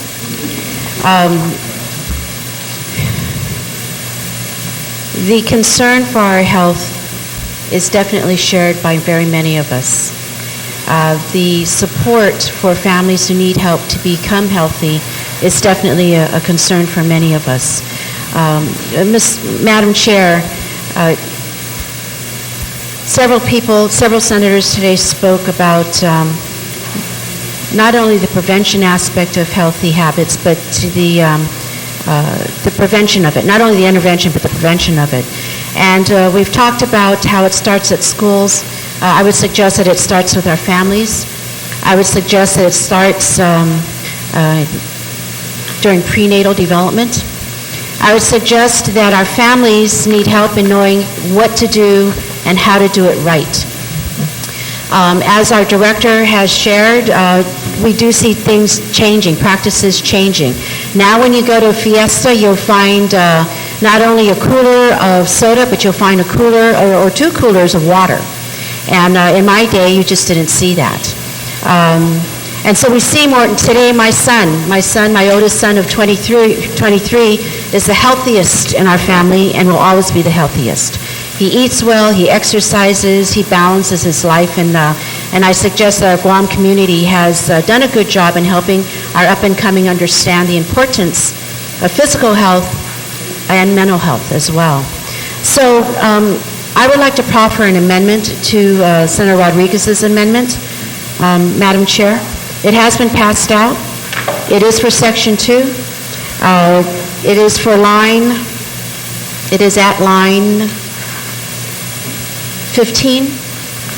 So the sum of $700,000 is hereby allocated to Department of Public Health and Social Services to fund and facilitate implementation of a Getting Guam Healthy incentive program that encourages Medicaid beneficiaries to practice healthy behaviors and use of the healthcare system wisely. And the amendment then starts, this initiative shall include prenatal development classes to include training modules that address healthy lifestyle habits, discipline, stress management, diversity, and developmentally appropriate practices in social, emotional, physical, and cognitive development for the growing child. These training modules shall be acquired for those who are pregnant and those who are raising children. Now, Madam Chair, in the past 3 years, I've raised these issues, and repeatedly I've been told what's not allowed with federal dollars and what is allowed with federal dollars. But now that we are finding local monies and we're appropriating it, I would appreciate deliberation on the floor about whether or not this is allowable. And I think most of us will agree that it is needed to say to people whom are going to participate in Medicaid that we will help you and support you, but you also need to help yourself. That if you are pregnant, you can't be smoking. And then when you have your baby, you really can't be smoking with the baby. Those are some items, for example, where some of our families just don't know. They don't realize how unhealthy that is. Some of our mothers-to-be don't know how dangerous it is to drink alcohol when you're developing a child within you. Those are the kinds of items that we need to help our young. And you know, we have 300 births every month. 10% of those are teens. We need to help them understand what is healthy and what is not. Some of our young mothers don't understand the importance of sleep. And so if this is an opportunity to help them take these classes and understand what they need to do to be healthy, that would then curb what happens later on. If you are not healthy, we certainly know that how you take care of the baby in womb will impact that whole environmental aspect of human growth and development, will impact that baby when that baby is born. We have many cases. You drink too much alcohol, you'll have an alcoholic syndrome baby, fetal alcoholic syndrome. We know that for a fact. That's all research-based.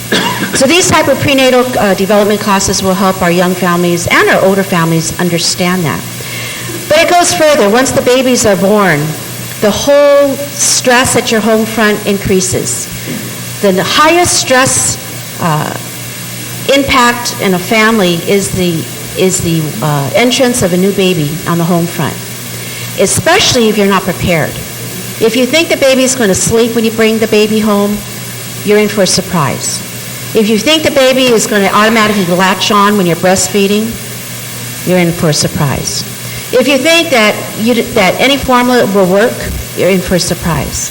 There's a great number of our babies here who are allergic to formula. My boys were raised on soy milk after we weaned them from breast milk. But those are all items that we need to help our growing families understand. Stress management. If you think that a 1 or 2-year-old are going to be quiet, it doesn't happen. We spend so much of their growing years wanting them to say the first words. And then when they start speaking, we spend all our time telling them to be quiet. We take pictures of their first steps, Madam Chair.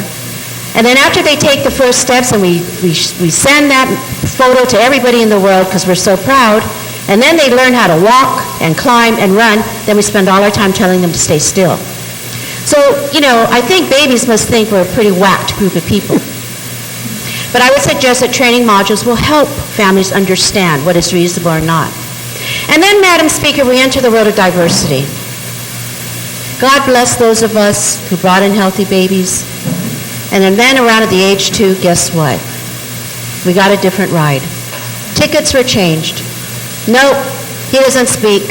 Nope, he won't look at you. Nope, you're going to be changing his pants until he's 25. And nope, he's not going to go to college. And nope, he's going to be with you for the rest of your life. And God help you when you die. The diversity issue has to be taught to our people, of which 10% of us will be blessed with those of us with diverse skills and abilities. And it doesn't mean they're any less, Madam Chair. It just means we need to do different for them.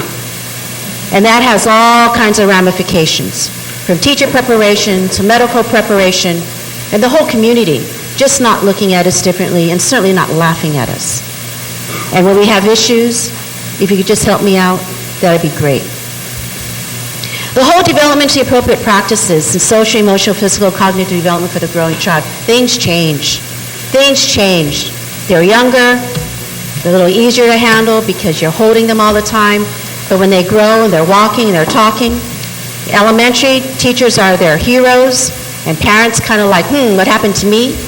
They're adolescents, then the kids, the peers are their heroes, and then everything changes. But if we could help our families understand this and deal appropriately, we might have less behavioral wellness issues.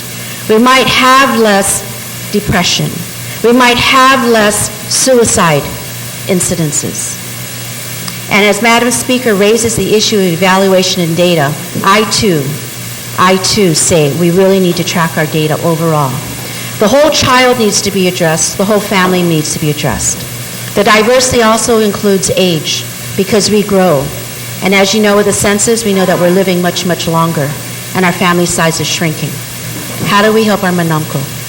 And that has to start when the babies are born. How do you respect? How do you regard? How do you include? So these are all training modules, and I believe the consortium, of whom I know many of them, are very well equipped to put together training modules, to encourage our participants to come, to learn, to share, and to teach us more about what their realities are. Now again, I'm suggesting these training modules are required for those who are pregnant and for those who are raising children. I don't know if this violates anything, but I'm sure legal counsel will advise us if it does. But again, I suggest if we are investing the local dollar into helping them with their health issues, their behavioral wellness, then we should be able to say, to further help you, you need the information, the knowledge, and the support to know how to do this. This will actually help them not abuse. Right now, we abuse 4,000 of our kids every year, and our manumko rate is out at 300 a year. If we can get the knowledge, the power of that into our minds and into our spirits, we might be able to curb that, and who knows, maybe whittle way down the need for Medicaid, as the number right now is at 43,000 who participate in these health programs. So for me, it's an audience that we could take advantage of. We talk about that at schools all the time. They're an audience that we can take advantage of. Well, now this is a 44,000 population of Medicaid that is coming to us for assistance and help that we, of course, will always help. But we want to give them the tools to better help themselves. And so, Madam Chair, I did pass out the amendment, and I look forward to deliberation.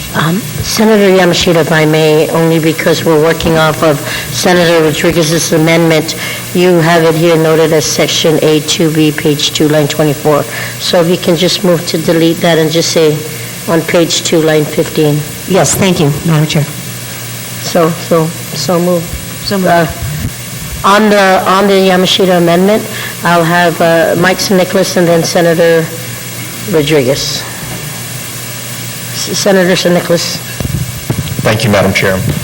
I'm really liking where the conversation's going, because from inception, when I was going through the proposal, it basically is saying we're going to raid the GMH trust fund and we're going to put it into Medicaid. And we've gotten and I love the frankness of the Director of Public Health. Thank you so much for being very upfront. Every dollar we put into Medicaid is going to get spent. And if we put in $1 billion, we'll find a way to spend $1 billion.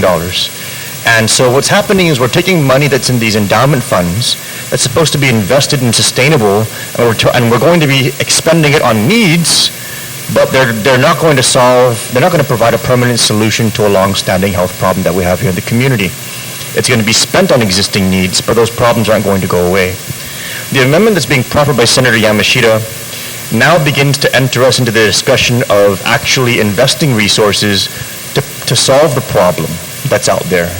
And the problem that's out there, as very well stated by the retiring speaker, is a lifestyle problem, it's an awareness problem, it's an access problem, an access to information and the ability to be able to solve your own health issues by not getting into them in the first place, and then by figuring out how to get out of them on your own.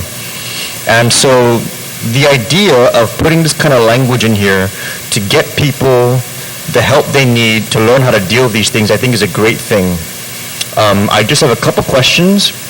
My first is that on the last sentence in particular, that says these training modules shall be required for those who are pregnant and those who are raising children. My question is, who are we exactly requiring? And if they do not avail of these training modules, what are we depriving them of, if anything? Are we saying you cannot get Medicaid if you don't take these modules? How does that sentence apply? Senator Yamashita. I very much appreciate the question proffered by the good senator. These training modules shall be required for those Medicaid recipients who are pregnant and those Medicaid recipients who are raising children. And and eventually I would hope that every single person on our island would have some kind of training like this available to them. The consequence then of not participating would be whatever the incentives are that will be defined by the GGHIP program. So my understanding is that the GGHIP program is now in development phase. And so as they would go through that, if this makes it through, then they would look at this and decide, well, you know, if you do this, this, and this, then your incentive would be you get T-shirts for all 3 children, or you get passes to go to the swimming pool, or you get a gas coupon, right? So that would be the positive reinforcement. So then adversely, if you don't take these training modules, then you do not get the 3 T-shirts, you do not get the gas coupons, you don't get to go to the swimming pool. Actually, I think all our pools are at no cost. So that's not a good example. Yeah, but if you got, right, and so if you got like business partners there, as we said, a consortium is a community-based activity or event.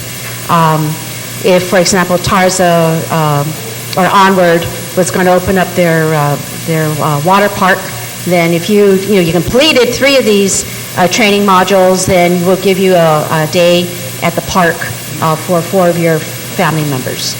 And so that would be what I would think the GGHIP would be further developing as they move forward with the $700,000. Senator San Nicolas? Okay, I'm totally cool with that. I'm already starting to conceptualize in my mind some amendment language here in order to make that effective. But my other question was the initiative shall include. It states here in the beginning part of the amendment, the initiative shall include prenatal development classes, and then it goes on to list what those classes will entail. And then the last sentence talks about for those Medicaid recipients who are pregnant and those Medicaid recipients who are raising children. So my question is, are we only limiting this to prenatal educational initiatives, or are we looking at postnatal education as well, maybe all the way up until elementary age? Because the real gap in a lot of this information is until the child gets into public school, because oftentimes parents have no idea what to look out for when it comes to the development of their child. And it isn't until they get into public school that all of a sudden they realize, oh my goodness, my child's supposed to be doing this at this age or that at this age, but they didn't know.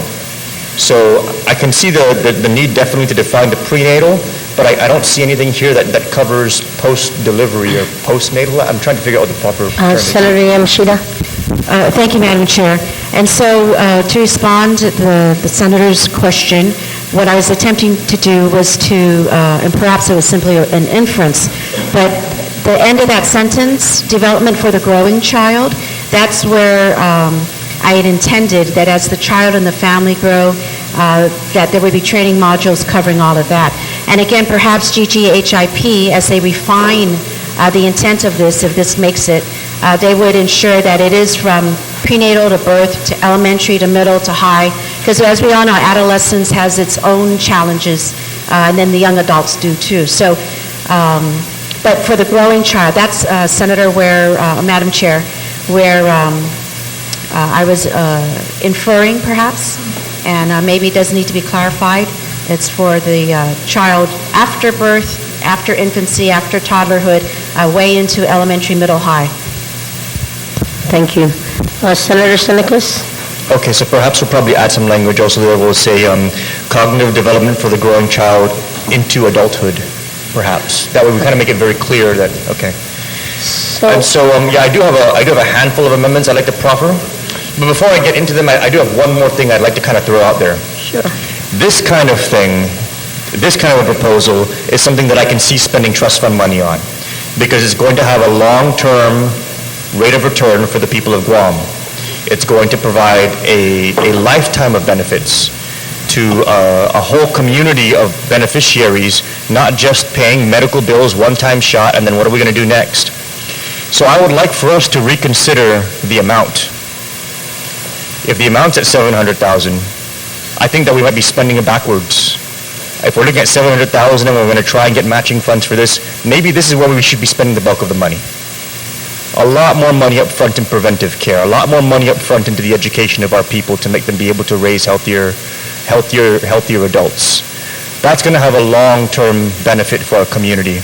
I can see the need for us to spend $6 million to match it to $12 million to cover medical bills right now But as the director made it very clear, that's going to get spent now, and we're still going to have this long-standing health problem here in our community. And the good Senator Yamashita, who proffered this amendment, raises a very good point. And it was also stated by the director that the education of our people and helping them to understand and to learn how to develop a healthy lifestyle is going to take generations. It's going to take time. It's going to take money.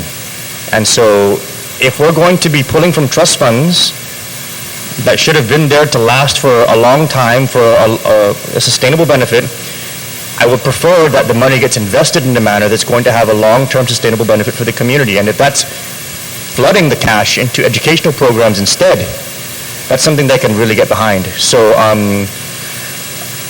would like to put on the table the amount, and with respect to that, all of the amounts as would need to be amended in order for us to probably turn this thing, what I would consider to be back on its head, or I'm sorry, back on its feet, so that we're having the money invested in a long-term sustainable solution for healthcare here on the island, as opposed to a very needed but one-time injection into the Medicaid program.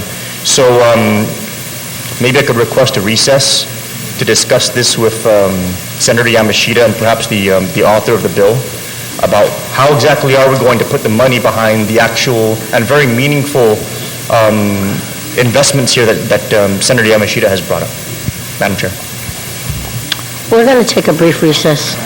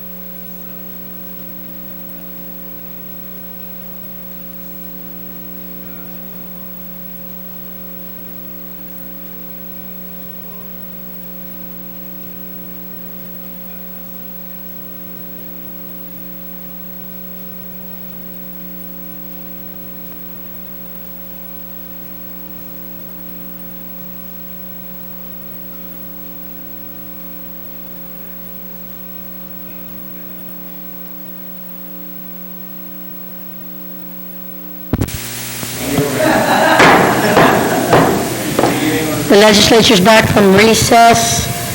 We were working on an amendment with Senator Mike St. Nicholas. Senator Mike, Thank you, on your Madam Chair. amendment. Yes, on the amendment to the amendment, and just to clarify, we went ahead and agreed to maintain this sum at $700,000, this being a pilot project, so we'll go ahead and see where we go from there. So that being said, I have already circulated the language that we've discussed earlier with respect to the adding of some additional words here to make this thing a little bit more aligned with what it's intended. So after the words growing child, we added into adulthood. And then we also added, for these training modules shall be required for those Medicaid recipients who are pregnant and those Medicaid recipients who are raising children who wish to avail of any GGHIP incentives. So we've added the words that we've clarified with the proffer of the original amendment, and if it so stands, then this is what I would like to offer as an amendment to the amendment. On the amendment to the amendment, anyone wishing to speak? Are there any objections? No objection, motion carries. So on the main Yamashita amendment, are anyone else wishing to speak? If not, any objections? No objections, motion carries. Thank you very much, Senator Yamashita. We're going to go ahead and we do have a couple of amendments, and then we'll go back to the author. So we're going to go ahead and take a recess until 12 noon tomorrow. This legislature is in recess. No.